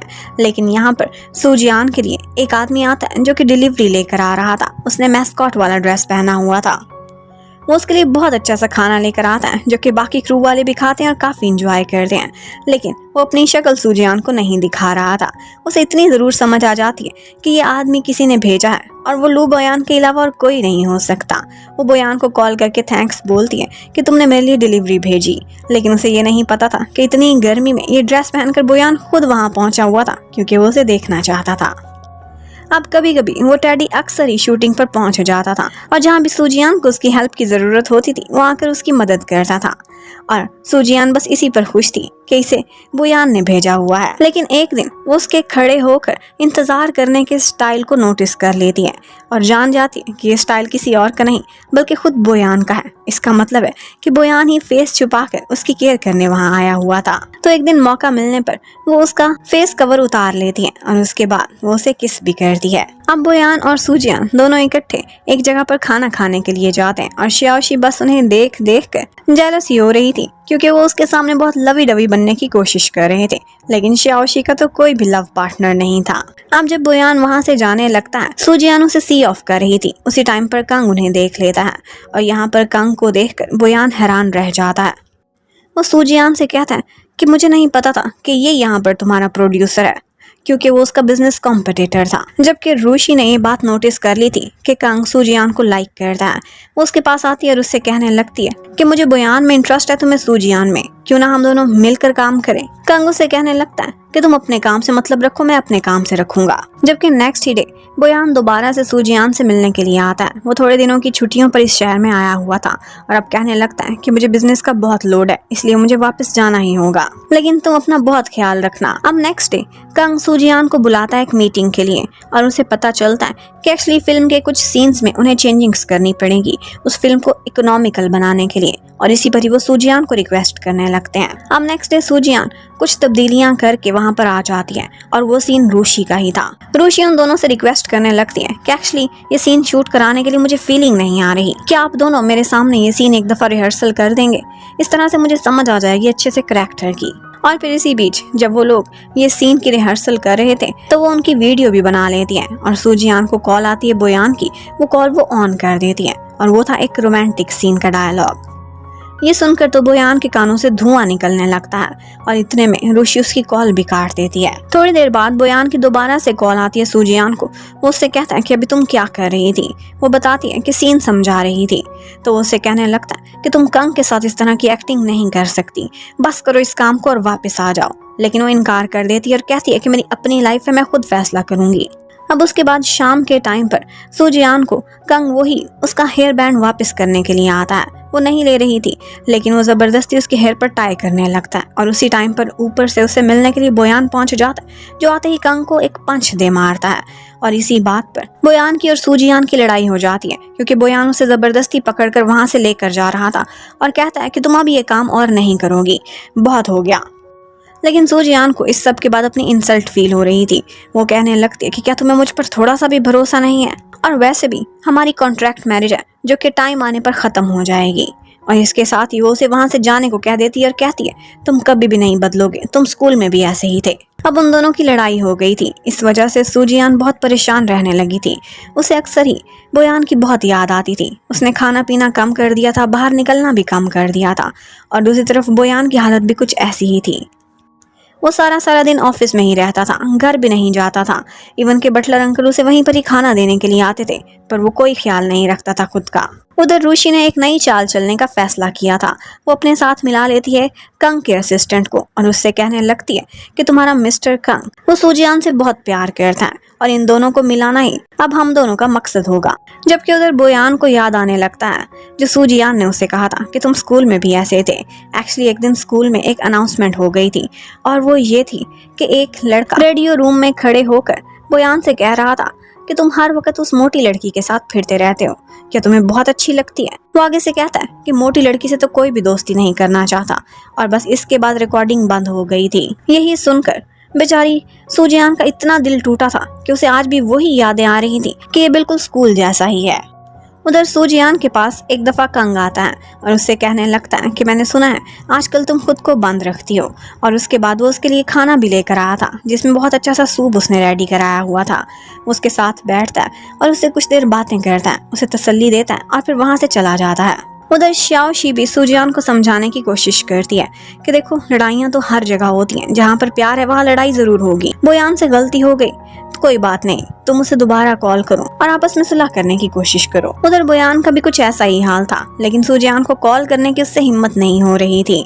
इतने में वो अपने असिस्टेंट से कहता है कि मेरी कल की बुकिंग करा दो। वो कहता है आप कहाँ जा रहे हैं, तो वो बोलता है कि मैं अपनी वाइफ को देखने के लिए जा रहा हूँ। उधर नेक्स्ट डे सूजियान ने एक जगह पर एक साइट के विजिट के लिए जाना था। वहाँ पर सीन किस तरह से शूट होंगे इसी की प्रेपरेशन के लिए, और यहाँ पर कंग का असिस्टेंट आ जाता है जो उसे उस पॉइंट पर लेकर जाता है। वो एक अबंडेंट बिल्डिंग थी। वो उसके टॉप पर जाती है और वो दरवाजे को लॉक कर देता है। सूजियान बहुत कहती है उसे दरवाजा खोलने को, लेकिन वो कहता है कि खुद से लॉक हुआ है और मेरे पास तो इसकी चाबियां ही नहीं, मैं मंगवाने की कोशिश करता हूँ। इतने में वहाँ पर मौसम भी खराब हो जाता है। एक्चुअली ये सब रूशी ने ही ऑर्डर किया था और कहा था कि इसे तुमने नहीं बचाना बल्कि कंग को बुलाना है, वो इसे बचाएगा और एक रोमांटिक सीन बन जाएगा। उधर बोयान भी उस शहर में पहुंच गया था। वो जाता है और बार बार कॉल्स कर रहा था सूजियान को, लेकिन सिग्नल की वजह से कॉल नहीं मिल रही थी। वो कमरे में भी नहीं थी। बस एक ही दफ़ा सिग्नल आते हैं और सूजियान उसे सिर्फ इतना ही बता पाती है कि मैं किस जगह पर और किस बिल्डिंग में हूँ, मैं लॉक हो गई हूँ। ये सुनते ही वो तड़पता हुआ उसकी तरफ दौड़ कर जाने लगता है। रूशी उसका रास्ता रोकने की बहुत कोशिश करती है और उसे बताती है कि मैं तुमसे कितना प्यार करती हूँ, मैं तुम्हारे बगैर नहीं रह सकती। लेकिन बोयान को उस वक्त सिर्फ और सिर्फ अपनी सूजियान की फिक्र थी। वो रूशी को एक झटके से गिराता है और उसके बाद निकल जाता है सूजियान को बचाने के लिए। उधर से कंग भी आ रहा था अपने असिस्टेंट के कहने पर, लेकिन इतने में बारिश भी स्टार्ट हो गई थी। बोयान को कोई परवाह नहीं थी, वो अंधेरे से बहुत डरता था, उसे फोबिया था। उसने अपने मोबाइल का टॉर्च ऑन किया था, फिर भी हिम्मत नहीं हो रही थी। लेकिन सूजियान अकेली है, इसी वजह से वो आगे बढ़ता चला जाता है। इन दी एंड उसकी बैटरी भी खत्म हो जाती है और वो अंधेरे में काम पे जा रहा था। पर जब उसे सूजियान का ख्याल आता है तो वो अपने इस फोबिया पर काबू पाकर वो दरवाजा खोलकर उसे जाकर बचा लेता है। वो उसे देखते ही उसे हक कर लेती है और यहाँ पर बारिश में उन दोनों ने एक दूसरे को गले लगाया हुआ था। बोयान उसे सॉरी कर रहा था कि उस दिन मैंने तुम पर ऐसे ही गुस्सा किया, और सूजियान भी उसे सॉरी करती है कि मुझे भी तुम्हें समझने की कोशिश करनी चाहिए थी। आइंदा से हम लोग आपस में इस तरह की कोई लड़ाई नहीं करेंगे। और इसके साथ ही वो दोनों एक दूसरे को किस करते हैं और उसी टाइम पर कंग आकर उनको देख लेता है और साइड से निकल जाता है। बोयान सूजियान को अपने साथ एक जगह पर लेकर जाता है। ये उनके स्कूल का एक ग्राउंड था। वो उसे कहने लगता है मैं तुम्हें यहाँ पर इसलिए लाया हूँ क्योंकि यहीं पर ही तुमसे मिलने का मैंने एक दफ़ा वादा किया था। उसकी एक फ़ोटो के पीछे लिखकर उसने कहा था कि मैं यहाँ पर आऊँगा तो मैं सब कुछ एक्सप्लेन करूँगा। और उस दिन आकर सूजियान ने उसका बहुत वेट किया था पर वो नहीं पहुंचा था, तो वो उनकी फोटो को फाड़ कर वहां से चली गई थी। बोयान ने आज भी वो फोटो संभाल के रखी हुई थी। वो बाद में आया था, थोड़ा लेट हो गया था। उससे कहता है कि जब तुम इतनी फैटी थी मैं तब भी तुमसे प्यार करता था, लेकिन एज कम होने की वजह से कभी इजहार नहीं कर सका था। और उस दिन तुमने जो बात रेडियो पर सुनी थी वो बिल्कुल आधी थी। मैंने कहा था कि मोटी लड़की से तो कोई भी दोस्ती नहीं करना चाहता, लेकिन मैं लू बोयान उसे लाइक करता हूँ और हमेशा उसका दोस्त बन के रहना चाहता हूँ। और इसके साथ ही वो अपने प्यार का उससे इजहार कर देता है और वो दोनों किस करते हैं और बहुत खुश नजर आते हैं। अब वो उसे घर वापस लेकर आता है। उसका काम खत्म हो चुका था और यहाँ पर उसने बेड बहुत रोमांटिक सा प्रिपेयर किया हुआ था और कहता है तुमने मुझसे कंपनसेशन का वादा किया था ना, अब से हम दोनों एक ही कमरे में रहेंगे। ये सुनकर सूजियान काफी शर्मा जाती है, थोड़ी देर के लिए जाती है वॉशरूम में, उसके बाद वापस आ जाती है। और यहाँ पर जैसे ही बोयान उसे अप्रोच करता है वो थोड़ी सी शर्माती है और उससे कहती है क्या लाइट्स ऑफ कर सकती हूँ। लेकिन जैसे ही वो लाइट ऑफ करती है बोयान घबरा जाता है। उसका वही डार्कनेस का फोबिया दोबारा से बाहर निकल आया था। इवन कि वो कमरा छोड़कर ही दूसरे कमरे में चला जाता है और उसे इस हालत में देखकर सूजियान काफी परेशान होती है। अब वो फैसला करती है कि उसके इस डार्कनेस के फोबिया को मैं ही कंट्रोल करूंगी। और उसे कुछ और बातें भी पता चलती हैं और वो ये है कि उसकी बर्थडे है 12 जुलाई को, पर उसने बर्थडे कभी भी नहीं मनाई क्योंकि इसी दिन उसके डैड की डेथ भी हुई थी। वो एक दफ़ा बोयान को अपने साथ मिलने के लिए बुलाती है और उससे पूछती है कि मुझे सच सच बताओ अपनी लाइफ की रियलिटी। वो कहने लगता है कि उस दिन 12 जुलाई थी जिस दिन तुम मेरा वेट कर रही थी यहाँ पर खड़े होकर। मैं नहीं आ सका था क्योंकि मैं किडनैप हो गया था। उसके डैड के एक दुश्मन ने उसे किडनैप किया था और उसके बाद वो छूट के वहाँ पर आया था, पर तब तक बहुत देर हो गई थी। कहता है कि उसी दिन मेरे डैड को हार्ट अटैक भी हो गया था। उस दिन मैंने तुम्हें भी खोया था और अपने डैड को भी, और उसे किडनैप करने के बाद एक अंधेरे में बंद कर दिया गया था। इसी वजह से उसे आज तक ये अंधेरे का फोबिया ही नहीं गया था। पर सूजियान उसे कहने लगती है कि इस सब को तुम्हें कंट्रोल करना होगा, इस साइकोलॉजिकल डिसऑर्डर को, क्योंकि हम दोनों एक ही कमरे में हमेशा सोने वाले हैं। कि हमेशा तुम मुझे लाइट्स ऑन में सुलाओगे। और इस बात पर ऑफ कोर्स बोयान भी एक स्माइल कर देता है। अब उसके बाद सूजियान ने उसकी प्रैक्टिस कराना स्टार्ट कर दी थी। वो उसकी हेल्प कराती है, उसे ब्लाइंड फोल्ड करती है, उसके साथ डिफरेंट टाइप्स की गेम्स खेलती है और उसके बाद उसे रिवॉर्ड भी दिया करती थी। शुरू में उसे बहुत दिक्कत होती है, लेकिन फाइनली उसे इस सब में फन दिखाई देता है और वो आहिस्ता आहिस्ता लेकिन स्टेडली अपना वही फोबिया काबू पाता जा रहा था। अब बहुत दिनों की प्रैक्टिस के बाद फाइनली उसके एक एग्जाम का दिन था और उस दिन वो उसे एक पार्किंग लॉट में लेकर जाती है। वहाँ की लाइट्स ऑफ कर दी थी और उसके बाद वो उसे कहती है कि तुमने मुझे तलाश करना है। यहाँ पर एक दफ़ा तो बोयान बहुत डरता है। उसे लगता है कि वो वही किडनैपिंग वाला इंसिडेंट दोबारा से अपनी लाइफ में एक्सपीरियंस कर रहा है, लेकिन स्लोली वो खुद के डर पर काबू पा लेता है। वो आगे बढ़कर जाता है और सूजियान को वहाँ तलाश कर लेता है। अब फाइनली वो अपने इस साइकोलॉजिकल इशू पर ओवरकम कर चुका था सूजियान की हेल्प से।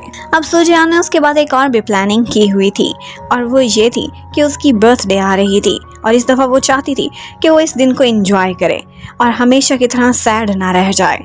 इसलिए वो प्लानिंग कर दिया और उसने यही फैसला किया था कि वो गिफ्ट में उसको खुद को प्रेजेंट करेगी। अब जब वो मीटिंग से फारिग होकर आता है तो देखता है कि उसके कमरे में एक बहुत बड़ा बॉक्स पड़ा हुआ है।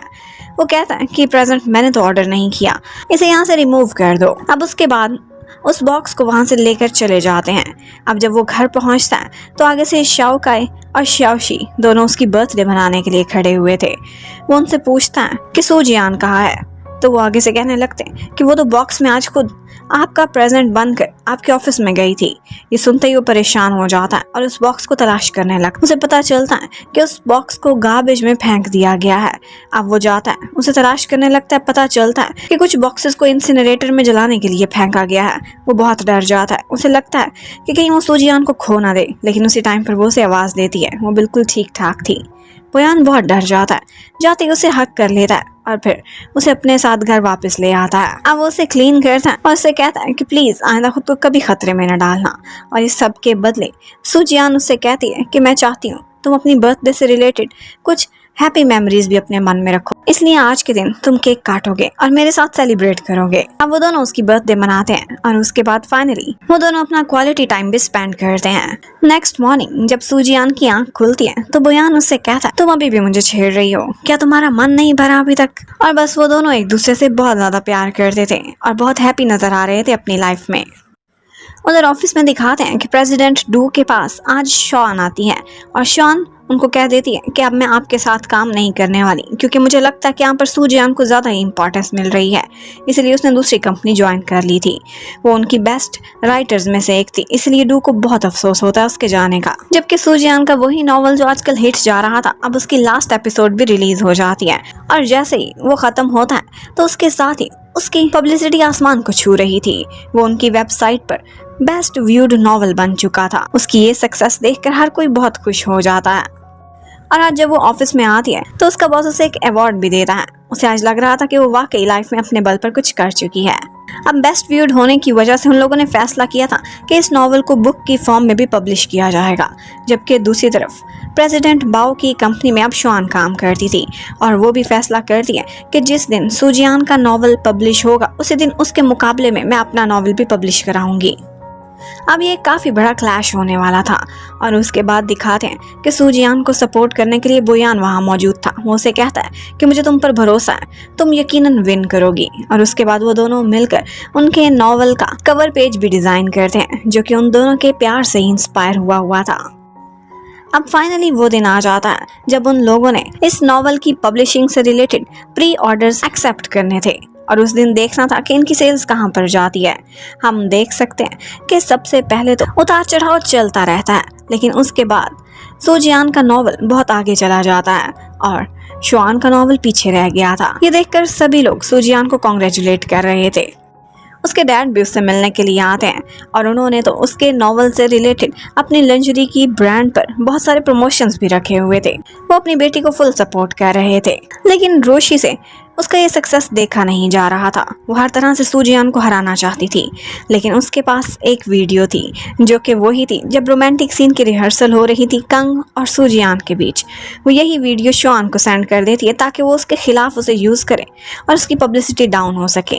और बस ये वीडियो मीडिया में जाते ही हर कोई सूजियान को बुरा भला कह रहा था कि वो लू बोयान को चीट कर रही है। इसी वजह से उनके सारे प्री ऑर्डर्स भी कैंसिल होने लगते हैं। अब सूजियान का ग्राफ नीचे की तरफ जा रहा था। ये बात कंग को भी पता चल जाती है, उधर बोयान को भी। सबसे पहले तो सूजियान को फिक्र थी कि बोयान कहीं मेरे बारे में गलत ना सोचे, लेकिन जैसे ही उसके पास पहुंचती है तो उसे कहता है कि मुझे तुम पे पूरा भरोसा है, मैं हमेशा तुम्हारे साथ खड़ा रहूंगा। ये देखकर वो बहुत खुश हो जाती है। वो वापस जाते हैं तो कंग उनका वेट कर रहा था। कंग उनको यही प्रपोज करता है कि हम तीनों मिलकर एक प्रेस कॉन्फ्रेंस करेंगे और सारी मिसअंडरस्टैंडिंग को क्लियर करेंगे। अब नेक्स्ट डे वो लोग जाते हैं और कहने लगते हैं कि आप लोग रिलीज होने वाली फिल्म में भी देख सकते हैं कि ये सीन शूट होगा, और हर बात को क्लियर कर देते हैं कि इसे गलत ढंग से प्रेजेंट किया जा रहा है। बोयान भी कहता है कि मुझे अपनी वाइफ पर पूरा ट्रस्ट है। यहाँ पर एक मीडिया रिपोर्टर ने उनसे उल्टे सीधे क्वेश्चन शुरू कर दिए थे। वो कहता है कि बोयान और कंग ये दोनों तो कॉम्पिटिटर्स हैं, तो फिर मिसेस बोयान वो क्यों अपने हस्बैंड के कॉम्पिटिटर की कंपनी में एक क्रू की जॉब कर रही थी? अब यहाँ पर हालात को कंट्रोल करने के लिए सूजियान ऐसा करती है कि कंग और बोयान दोनों के हाथ हाथ में पकड़ा देती है और कहती है कि कॉम्पिटिटर्स नहीं है, ये तो बहुत अच्छे फ्रेंड्स हैं। दुनिया के सामने आप लोगों को ऐसा लगता है, लेकिन अकेले में अक्सर मिलते हैं, गेट टुगेदर में इकट्ठे खाना भी खाते हैं। और उसने बस उनको फ्रेंड्स की तरह ही प्रेजेंट कर दिया था। ये देखकर वो काफी खुश होती है। जबकि कंग जाता है रूशी के पास और उससे गुस्सा करता है, लेकिन रूशी कहती है कि यही वीडियो तुम्हारे अपने फायदे में भी यूज हो सकती थी, तुम मिसअंडरस्टैंडिंग क्रिएट करते बोयान और सूजियान के बीच। लेकिन उससे कह देता है कि इस तरह के गिरे हुए मेथड तुम यूज कर सकती होगी, मैं नहीं, और ये तुम्हारे लिए लास्ट अपॉर्चुनिटी है। इसके बाद एक और गलती, मैं तुम्हारे साथ कॉन्ट्रैक्ट कैंसिल कर दूंगा। अब बोयान चाहता था कि वो सूजियान के इस नॉवल को और भी ज़्यादा प्रमोट करे, और उसके लिए वो एक दिन लाइव स्ट्रीमिंग करता है। लोग उसे बहुत ज़्यादा लाइक करते थे। लाइव स्ट्रीमिंग पर बहुत सारे लाइव व्यूज़ आते हैं और वो जाता है और सबको दिखाता है कि किस तरह से वो और सूजियान एक लवी डवी कपल हैं। और ये नॉवल उन्हीं की ही स्टोरी से इंस्पायर होकर लिखा गया है। इस तरह से बहुत सारे लोग उस नॉवल में इंटरेस्ट लेने लगते हैं और उसकी पब्लिसिटी बहुत बढ़ जाती है। और फिर फाइनली वो दिन आता है जब सूजियान की पहली बुक पब्लिश कर दी गई थी। ये नॉवल देश के हर बड़े बुक स्टोर पर मौजूद था, इसलिए वो बहुत खुश होती है और दोनों मिलकर सेलिब्रेट भी करते हैं। उधर हमें दिखाते हैं एक दिन घर पर श्याओशी के पास शाओकाई आया हुआ था। वो बहुत मज़े से अपनी गर्लफ्रेंड के लिए दरवाज़ा खोलता है, लेकिन आगे तो बहुत गुस्से वाले एक अंकल खड़े हुए थे 2 बॉडीगार्ड्स के साथ। उसे लगने लगता है कि शायद श्याओशी ने कहीं से बहुत बड़ा कर्जा लिया है और ये लोन शार्क वाले अंकल आए हैं। वो उनसे काफ़ी डर जाता है, इवन के श्याओ को भी बचाने की कोशिश करता है कि वो यहाँ पर रहती ही नहीं। लेकिन श्याओशी ऊपर से आ जाती है। पता चलता है कि ये डॉन जैसे दिखने वाले उसके अपने ही डैड हैं। अब इतने गुस्से वाले डैड देखने के बाद शाओकाई तो वहाँ से भागने ही करता है और डैड उससे कहते कि ये लड़का बिल्कुल भी रिलायबल नहीं है। मैंने सपने में देखा था कि तुमने किसी आवारा लड़के को अपना बॉयफ्रेंड बनाया हुआ है और मुझे लगता है कुछ ऐसा ही है। लेकिन श्याओशी कहती है कि मैं इससे प्यार करती हूँ और प्रूफ भी कर सकती हूँ कि ये मुझे डिजर्व करता है। डैड अपनी बेटी का बॉयफ्रेंड अप्रूव करने से पहले उसके बहुत सारे टेस्ट लेते हैं। सबसे पहले तो उसे ड्रिंक कराते हैं। वो फिर भी यही कह रहा था कि वो श्याओशी से हमेशा प्यार करता रहेगा। उसके बाद वो उसके पास एक लड़की को भी भेजते हैं ताकि वो इसे पटाने की कोशिश करे और श्याओशी के खिलाफ बातें करे। लेकिन शाओकाई उस लड़की को भी वहाँ से निकाल देता है। और तो और इसके बाद वो अपनी बेटी का एक नकली फियांसी भी लेकर आ गए थे। ऐसे दिखाते हैं कि जैसे बचपन में उसकी शादी फिक्स हो गई थी और अब डैड उसकी शादी वहीं करा कर रहेंगे। लेकिन यहाँ पर भी शाओकाई स्टैंड लेता है और डैड के सामने खड़ा हो जाता है और कहता है कि आप श्याओशी के साथ ये सब नहीं कर सकते। इन दी एंड वो उसे डराते धमकाते भी हैं उसके नकली फियांसी की पावर्स दिखाकर। शाओकाई फिर भी खड़ा रहता है श्याओशी के साथ। अब इसके बाद और उसका टेस्ट लेना बिल्कुल फजूल था। वो हर टेस्ट पर पूरा उतरा था और डैड अप्रूव कर देते हैं और कहते हैं कि यही होने वाला है मेरा सन इन लॉ। ये देखकर शाओकाई और श्याओशी दोनों ही बहुत खुश हो जाते हैं। उधर बोयान ने अब अपनी कंपनी की एक और भी एम्बेसडर रख ली थी और वो थी श्याओशी, जिसकी रिसेंट मूवी रिलीज हुई थी और उसकी वजह से उसकी पब्लिसिटी काफी बढ़ गई थी। उसे सपोर्टिंग एक्टर के रोल में काफी पसंद किया जा रहा था। जबकि दूसरी तरफ श्वान को दिखाया जाता है वो अब वापस आ गई थी और प्रेसिडेंट डू से कहती है कि मुझे कंपनी में वापस रख लें। एक्चुअली बाओ ने उसे एक दफ़ा टेस्ट करने के बाद उसे उसके हाल पर छोड़ दिया था। उसे सपोर्ट नहीं मिल रही थी। यहाँ पर प्रेसिडेंट डू तो इनकार करते हैं, लेकिन सूजियान श्वान की साइड लेती है और कहती है कि आप सारी चीज़ों को एक साइड पर रखें। इसने इस कंपनी में बहुत साल काम किया है, इसकी बहुत स्ट्रगल है। और यहीं से श्वान के मन में सूजियान की रिस्पेक्ट बढ़ जाती है। जबकि दूसरी तरफ बोयान सोच रहा था कि लाइफ में सब कुछ अच्छा जा रहा है, क्यों ना मैं सूजियान को एक ग्रैंड वेडिंग दूं। वो इसी बारे में आज रात को उससे बात डिस्कस करना चाहता था, लेकिन सूजियान बहुत बिजी थी। एक्चुअली उसके नॉवल को मूवी की फॉर्म में शूट किया जाना था और इसीलिए वो बहुत एक्साइटेड होती है। बहुत से लोगों से वो इंटरव्यूज़ भी ले रही थी। बहुत बिजी नज़र आती है, लेकिन उसे कोई भी ऐसा कैपेबल इंसान दिखाई नहीं दे रहा था जो कि उसके नॉवल को सही से हैंडल कर सके। वो चाहती थी कि अनप्रोफेशनल लोगों के हाथों में देकर अपने नॉवल को कहीं बिगाड़ ना दे। ये उसका पहला प्रोजेक्ट था जो या तो उसे ऊपर ले जाता या फिर नीचे गिरा देता। अब वो इतनी बिजी थी कि बोयान उससे कोई और बात भी नहीं कर सकता था। वो सिर्फ सही टाइम को देख रहा था। जबकि उस रिलीज होने वाली मूवी से रिलेटेड एक दफ़ा एक इंटरव्यू हो रहा था और उस इंटरव्यू में कंग भी मौजूद था। वहाँ पर सूजियान की कंट्रीब्यूशन और उसकी इस नॉवल के बारे में बात होती है तो कंग कहने लगता है कि मेरा ऑनर होगा कि अगर मैं सूजियान की मूवी को प्रोड्यूस कर सकूं। उधर सूजियान भी बहुत निराश थी, उसे कोई भी अच्छा डायरेक्टर या प्रोड्यूसर नहीं मिल रहा था। फिर एक दिन उसके ऑफिस में उससे मीटिंग करने के लिए कंग आता है और कंग जिस तरह से उसके नॉवल को अंडरस्टैंड कर रहा था, उसने एक प्रोजेक्ट पहले भी उसके साथ किया था, उसकी सीरियसनेस को भी देखा था, तो वो फैसला करती है कि ठीक है, मैं इस प्रोजेक्ट पर इसी के साथ ही काम करूंगी। अब यही बात जाकर वो लू बोयान को भी बताती है, लेकिन वो कहता है कि तुमने ये फैसला करने से पहले मुझसे मशवरा तो कर लेना था। लेकिन सूजियान कह देती है कि मेरी लाइफ है, मैं तुमसे क्यों मशवरा करूं, मैं अपनी फील्ड के बारे में तुमसे डिस्कशन नहीं करती और तुम मुझसे नहीं करते। और बस इसी बात पर उन दोनों की छोटी सी लड़ाई भी हो जाती है। फिर आहिस्ता आहिस्ता ये लड़ाई बढ़ती ही चली जाती है। बोयान उसको साफ कह देता है कि तुम उसको छोड़ो और मैं तुम्हारी कंपनी में इन्वेस्टमेंट करने को रेडी हूँ। लेकिन सूजियान कहती है कि वो प्रोफेशनल है और मैं उसके साथ बिजनेस के तौर पर काम करना चाहती हूँ, तुम इतने मीन क्यों हो रहे हो।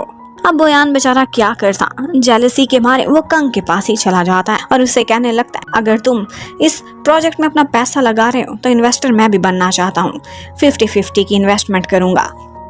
अब उसने बैक डोर से कंग को तो मना लिया था, लेकिन बाद में वो सूजियान को मिलने के लिए बुलाता है। आज सूजियान का बर्थडे था और सूजियान को तो याद भी नहीं था। वो उसे बर्थडे पर केक काटने को बोलता है। इसी बात से उनकी सुलह हो जाती है। इसके साथ ही उसने उसके लिए 10 स्पेशल गिफ्ट्स भी प्रिपेयर किए हुए थे। उसे कहता है कि हाई स्कूल के बाद अब हम 10 साल बाद मिल रहे हैं, हर साल की तुम्हारी बर्थडे का एक एक गिफ्ट मैंने प्रिपेयर किया है।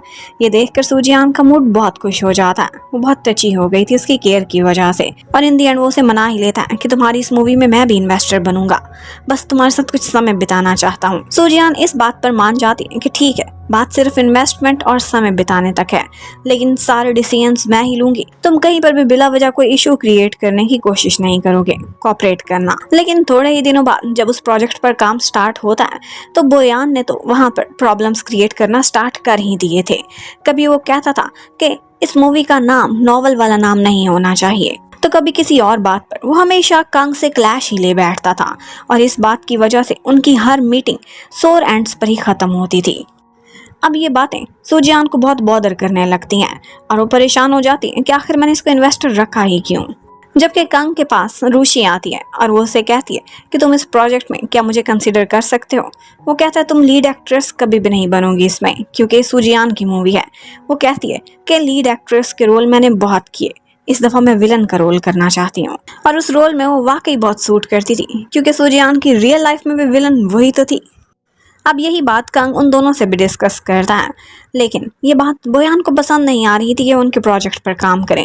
लेकिन सूजियान हर दुश्मनी को साइड पर रखकर उसकी एक्टिंग स्किल्स और उसकी पब्लिसिटी को देखकर कहती है कि मेरी फिल्म में जरूर काम करेगी। एक्चुअली सूजियान बहुत ज्यादा ही प्रोफेशनल हो गई थी और इसी प्रोफेशनलिज्म में वो अक्सर लू बोयान को भी दुखी कर बैठती थी।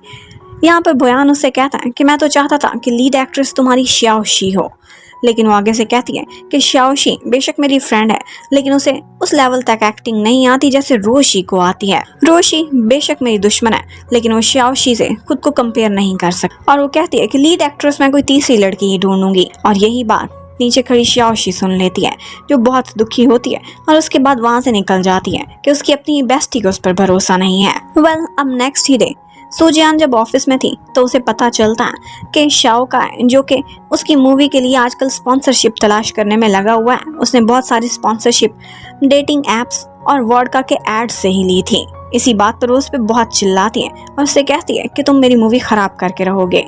शाओ काई उससे कहता है कि तुम आजकल अपने माइंड में ही नहीं हो, तुम्हें समझ ही नहीं आ रही कि कौन फ्रेंड है और कौन नहीं, और हम तुम्हारे लिए कितनी मेहनत कर रहे हैं। तुमने शाओशी का भी दिल दुखाया और मेरा भी। मैं इस प्रोजेक्ट की स्पॉन्सरशिप से ही क्विट करता हूँ। अब सूजियान बहुत दुखी दुखी सी खड़ी हुई थी। यहाँ पर एक जगह उसे कंग नजर आता है, जो उसे कहने लगता है कि कभी कभी ऐसा होता है जब लाइफ में तुमने पहला प्रोजेक्ट पकड़ा है तो तुम्हें इस तरह की मुश्किलात तो देखनी ही पड़ेंगी। उसे अपनी लाइफ से एग्जाम्पल्स भी देता है। जबकि बोयान उस टाइम पर उसका घर पर वेट कर रहा था। उसे कॉल भी की थी, जो कि सूजियान ने उठाई ही नहीं थी। सूजियान जब घर आती है तो बोयान ने देख लिया था कि कंग ने उसे ड्रॉप किया। उस पर चिल्लाने लगता है कि मैं तुम्हारा वेट कर रहा था, तुमने डिनर पर आने का वादा किया था। और सूजियान देखती है तो उसने उसके लिए इतना अच्छा सा डिनर प्रिपेयर किया हुआ था, लेकिन अब वो नाराज होकर ऊपर जा चुका था। अब बोयान हमेशा उसकी हर मीटिंग में तो प्रेजेंट होता था, लेकिन वो एक राइटर नहीं था और ना ही कोई डायरेक्टर। इसी वजह से वो हमेशा साइड पर रहता था, जबकि सूजियान और कंग हमेशा प्रोजेक्ट पर इकट्ठे बातें करते थे और उनके कॉन्सेप्ट भी एक ही तरह के होते थे। ये सब देख देख कर बोयान बहुत जेलस होता है और रुशि ने भी ये बात नोटिस कर ली थी। रुशि इस बात का फायदा उठाती है और एक दिन क्रू के होटल में वो लोग अपनी लाइंस डिस्कस कर रहे थे तो वहीं पर ही सूजियान को नींद आ जाती है। वो लोग उसे डिस्टर्ब नहीं करते बल्कि सोने देते हैं, जबकि बोयान घर पर उसका वेट करता रहता है। उसके फोन की बैटरी भी खत्म थी। उसकी अगली सुबह आंख खुलती है तो वो जल्दी जल्दी वहां से निकल जाती है, लेकिन कंग के कमरे से निकलते हुए उसे कोई देख लेता है और वो था क्रू का एक मेंबर। अब वहाँ के एम्प्लॉयज आपस में गॉसिप्स करने लगे थे और यही गॉसिप्स वहाँ पर आए लू बोयान ने भी सुन ली थी कि सूजियान कल कंग के कमरे से निकल रही थी। शायद उन दोनों ने नाइट भी इकट्ठे स्पेंड किया। वो लोग ऐसी बातें कर रहे थे। बोयान को भरोसा तो था सूजियान पर, लेकिन वो इस तरह की बातें बर्दाश्त नहीं कर सकता था। सूजियान जब घर आती है तो वो उससे पूछता है कि कल रात तुम कहाँ रही थी। वो बोलती है कि क्या तुम्हें मुझ पर भरोसा नहीं। वो कहता है भरोसा तो है, लेकिन लोग तुम्हारे बारे में किस तरह की बातें कर रहे हैं। तुम फिर से एक स्कैंडल में पड़ना चाहती हो क्या? पिछली गलती भूल चुकी हो? मैं तुम्हें लास्ट दफा कहता हूँ, एक ही बार फैसला कर लो। उस प्रोजेक्ट को या तो तुम छोड़ दो या फिर कंग छोड़ दे। लेकिन वो कहती है कि तुम मुझे डिक्टेट नहीं कर सकते। तो बोयान कहता है ठीक है, फिर इस प्रोजेक्ट को मैं क्विट कर देता हूँ। अब उसने उस प्रोजेक्ट में से अपनी सारी इन्वेस्टमेंट बाहर कर ली थी और सूजियान वो उसका घर छोड़कर अब क्रू वाले होटल में ही शिफ्ट हो गई थी। रुशि ये सब देखकर बहुत खुश होती है और जाकर कंग से कहने लगती है कि तुम्हारे पास अच्छी अपॉर्चुनिटी है। इस वक्त वो दोनों एक दूसरे से दूर हो चुके हैं। मैं तो चली बोयान के पास, तुम्हें फ्रेंड की तरह मशवरा देकर जाती हूँ कि बोयान को सूजियान की नजरों में गिराओ और खुद उसके करीब आने की कोशिश करो, उसके सेवियर बन जाओ। उधर रुशि जाती है बोयान के पास और कहती है कि कंग ने मुझे उस प्रोजेक्ट से भी निकाल दिया है और तो और अपना कॉन्ट्रैक्ट भी मेरे साथ ख़त्म कर दिया है। वो बस हर वक्त सूजियान के बारे में बात करता है और सूजियान उसी के गिर्द ही मंडलाती रहती है और इस तरह की बातें करके वो उसकी कंपनी में दोबारा से अपनी एम्बेसडरशिप हासिल कर लेती है। जबकि उधर कंग भी जाता है एक दफ़ा सूजियान के पास और उसे बताता है कि वो उसकी लाइफ में कितनी इंपॉर्टेंट रही है। वो कहता है कि एक मास्क वाली लड़की ने एक दफ़ा मेरे एक कॉन्ट्रैक्ट को छीनने से बचाया था, उसी के बाद ही आज मैं स्टॉप पर पहुंचा हूँ। वो लड़की जिसे मैं पहले नहीं पहचानता था अब पहचान चुका हूँ, वो तुम ही थी। और उसका इतने सालों पुराना जो हेयर बैंड उसके पास रह गया था, उसने टाई किया था उसकी चोट पर, वही निकाल कर उसे देता है और कहता है कि आई लव यू। लेकिन सूजियान उसे रिजेक्ट करती हुई वहाँ से चली जाती है और कहती है कि मेरे मन में आपके लिए कोई ऐसी फीलिंग्स नहीं है। सूजियान के पास अब उसके डैड आते हैं जो उसे संभालते हैं, उसे प्यार करते हैं और कहते हैं कि कभी कभी लाइफ में ऐसा पॉइंट आता है। सूजियान बहुत सैड थी। उसने शाओशी, शाओकाई, इवन के लू बोयान को भी खो दिया था। उसके डैड उससे कहते हैं कि अगर हमारे फ्रेंड्स और हमारी फैमिली हमारे साथ ना हो तो सक्सेस भी मीनिंगलेस हो जाती है, इसलिए जाओ और इन सबको मना लो। और जो इन्वेस्टमेंट बोयान ने तुम्हारी कंपनी से निकाली है वो मैं करने को रेडी हूँ। अब वो नेक्स्ट डे जाती है शाओशी और शाओकाई को मनाने के लिए, लेकिन वो लोग दरवाजा ही नहीं खोलते। लेकिन वो जबरदस्ती उनके घर में घुस आती है। उसके पास डुप्लीकेट चाबियां थी। उसके बाद वो शाओशी से कहती है कि एक्चुअली इस नॉवल में एक और कैरेक्टर है और वो है हीरोइन की फ्रेंड का, जो कि मैंने तुम्हें ही माइंड में रख के लिखा था, इसलिए मैं चाहती थी कि तुम लीड एक्ट्रेस ना बनो। तुम्हें मैं सपोर्टिंग रोल में वहीं पर ही देखना चाहती थी और मुझे तुम्हारी स्किल्स पर पूरा भरोसा है, जैसे तुम्हें मुझ पर भरोसा था जब मैं कुछ भी नहीं थी। और बस इसी तरह से वो दोनों बातें करती हैं और उनकी सारी मिसअंडरस्टैंडिंग क्लियर हो जाती है। वो बेस्टीज फॉर एवर थी और इसके साथ ही वो शाओकाई को भी मनाकर अपने प्रोजेक्ट पर दोबारा लेकर आ जाती है। अब वो चाहती थी कि बोयान से बात करे, लेकिन इतने में उसे पता चलता है कि बोयान आजकल रुशि के साथ है। एक्चुअली रुशि एक डायमंड रिंग की इंडोर्समेंट कर रही थी और उसी एड में वो उसके साथ खड़ा हुआ था। ये देखकर वो बहुत दुखी हो जाती है और उसके बाद उसकी हिम्मत ही नहीं होती कि उसके पास जा सके। लेकिन बोयान रुशि को हमेशा खुद से फासला रखने को कहता है, लेकिन वो इतना ज़रूर कर रहा था दुनिया को और सूजियान को दिखाने के लिए कि अगर तुम अपना कोई ऐसा पार्टनर रख सकती हो जिस पर मुझे ऑब्जेक्शन हो तो फिर मैं भी रुशि को रख सकता हूँ अपनी कंपनी में। लेकिन बाद में उन लोगों को पता चलता है कि उनके इसी प्रोजेक्ट से बहुत से सीनियर क्रू मेंबर्स हैं जो कि निकले जा रहे हैं और उनको बोयान धमकी दे रहा है कि तुम लोग ये प्रोजेक्ट छोड़ दो। शाओशी को काफ़ी गुस्सा आता है, लेकिन सूजियान कहती है कि मुझे नहीं लगता कि बोयान इस तरह का इंसान है, मुझे लगता है कि कोई चाल चल रहा है। अब इतने में बोयान देखती है तो उसे एक बात पता चलती है। उसका सबसे सीनियर फैन क्लब का मेंबर जो कि हमेशा उससे चैट करता था और डाउन टाइम में उसके साथ होता था, उसका नाम ऑटोमन था। वो जब गौर करती है और कुछ क्लूज देखती है तो उसे पता चलता है कि ये ऑटोमन कोई और नहीं बल्कि बोयान है, जो कि हमेशा उसके साथ खड़ा रहा है, सीक्रेटली उसे सपोर्ट करता रहा है। तो आज वो कैसे ऐसे हरकत कर सकता है। इनफैक्ट ये सारा कुछ कंग करा रहा था और बोयान पर इल्जाम डाल रहा था ताकि वो सूजियान की नजरों में गिर सके। अब सूजियान बहुत कोशिश करती है बोयान को मिलने की, लेकिन उसे कोई मिलने ही नहीं दे रहा था। गार्ड्स उसे कंपनी से उठाकर फेंक देते हैं। इवन कि वो चुआन से भी कहती है, लेकिन चुआन कहता है कि ये गार्ड्स उसने पर्सनल ऑर्डर पर रखे हैं, मैं चाहूँ भी तो चोरी चोरी आपको अंदर नहीं घुसा सकता। उधर बोयान वो बहुत मिस करता था सूजियान को, और एक दिन उसे नोटिफिकेशन मिलता है उसके फैन क्लब के मेंबर्स की तरफ से कि उसकी मूवी की शूटिंग स्टार्ट होने वाली है और उसके ओपनिंग इवेंट पर बहुत से लोगों को इनवाइट किया गया है, जिनमें से एक स्पेशल मेंबर वो भी था जिसे टिकट्स मिले थे। अब वही इवेंट में वो खड़ी उसका वेट कर रही थी और शाओकाई भी देख लेता है कि वो मास्क लगाकर वहां पर पहुंच चुका है। अब सबके सामने सूजियान कहती है कि एक ऑटोमन है मेरा फैन जिसने हमेशा मेरा साथ दिया और वो इस टाइम पर यहाँ पहुंच भी चुका है। वो बहुत कोशिश करता है छुपने की, लेकिन फिर भी पकड़ा जाता है। अब वो उससे कहती है कि अपना मास्क उतारो, और सारी दुनिया देख लेती है कि ये लू बोयान ही है। अब वो सबके सामने खड़ी होकर उससे माफी मांगती है और कहती है कि पता है मैं तुमसे इतना प्यार करती हूँ कि चाहे मुझे सक्सेस भी मिले, तुम ना हो तो सब कुछ मीनिंगलेस है। वो उसे कहती है कि तुम रोशी के साथ काम कर रहे हो, मुझे पता है, सिर्फ मुझे जेलस कराने के लिए, लेकिन मुझे तुम पर पूरा पूरा भरोसा है। मैं तुमसे प्यार करती हूँ और हमेशा करती रहूंगी। हाँ मैं गलत थी, मैं तुम्हारी फीलिंग्स को इग्नोर करती रही, बस मुझे पता चल चुका है कि मैं तुम्हारे बगैर नहीं रह सकती। इसके साथ ही वो एक दूसरे को किस करते हैं और उनकी सुलह हो जाती है। यहीं पर ही कंग भी उनको देख रहा था, जो कि इस टाइम पर आया हुआ था सूजियान को प्रपोज करने के लिए। लेकिन इसी के साथ ही उसके कैरेक्टर का इस स्टोरी में से रैप अप हो जाता है। सूजियान उसे डांटती है और कहती है कि तुम्हें बोयान के बारे में इस तरह की साजिश नहीं करनी चाहिए थी। वो आगे कहता है कि मैं प्यार में अंधा हो गया था, बस तुम्हें पाना चाहता था। और उसके बाद वो उसे कहता है कि आई एम सॉरी, मैं अब तुम्हारी लाइफ से जा रहा हूँ और कभी भी तुम्हें डिस्टर्ब नहीं करूंगा। और इसके साथ ही वो वहां से चला जाता है। जबकि उधर रूशी अलग दुखी खड़ी हुई थी, लेकिन आज चुआन भी फट पड़ता है और कहता है कि आपकी नज़रों में हमेशा सिर्फ और सिर्फ लू बोयान ही रहा है, जो आपको प्यार भी नहीं करता। आपने कभी देखा है डाउन टाइम में जब आप लीड एक्ट्रेस भी नहीं बनी थी, स्ट्रगलिंग रोल्स किया करती थी, तब कौन आपको सपोर्ट करता था? किसने आपका लू की कंपनी के साथ कॉन्ट्रैक्ट कराया? वो मैं था। क्या मैं कभी आपको नजर नहीं आया? लेकिन आप जैसी भी हो, मैं हमेशा आपको लाइक करता रहूंगा। और इसी बात पर वो रूशी को हक भी कर लेता है। जबकि उधर मम्मी डैडी और सारे लोग बहुत खुश हो गए थे, क्योंकि फाइनली बोयान और सूजियान एक हो चुके थे।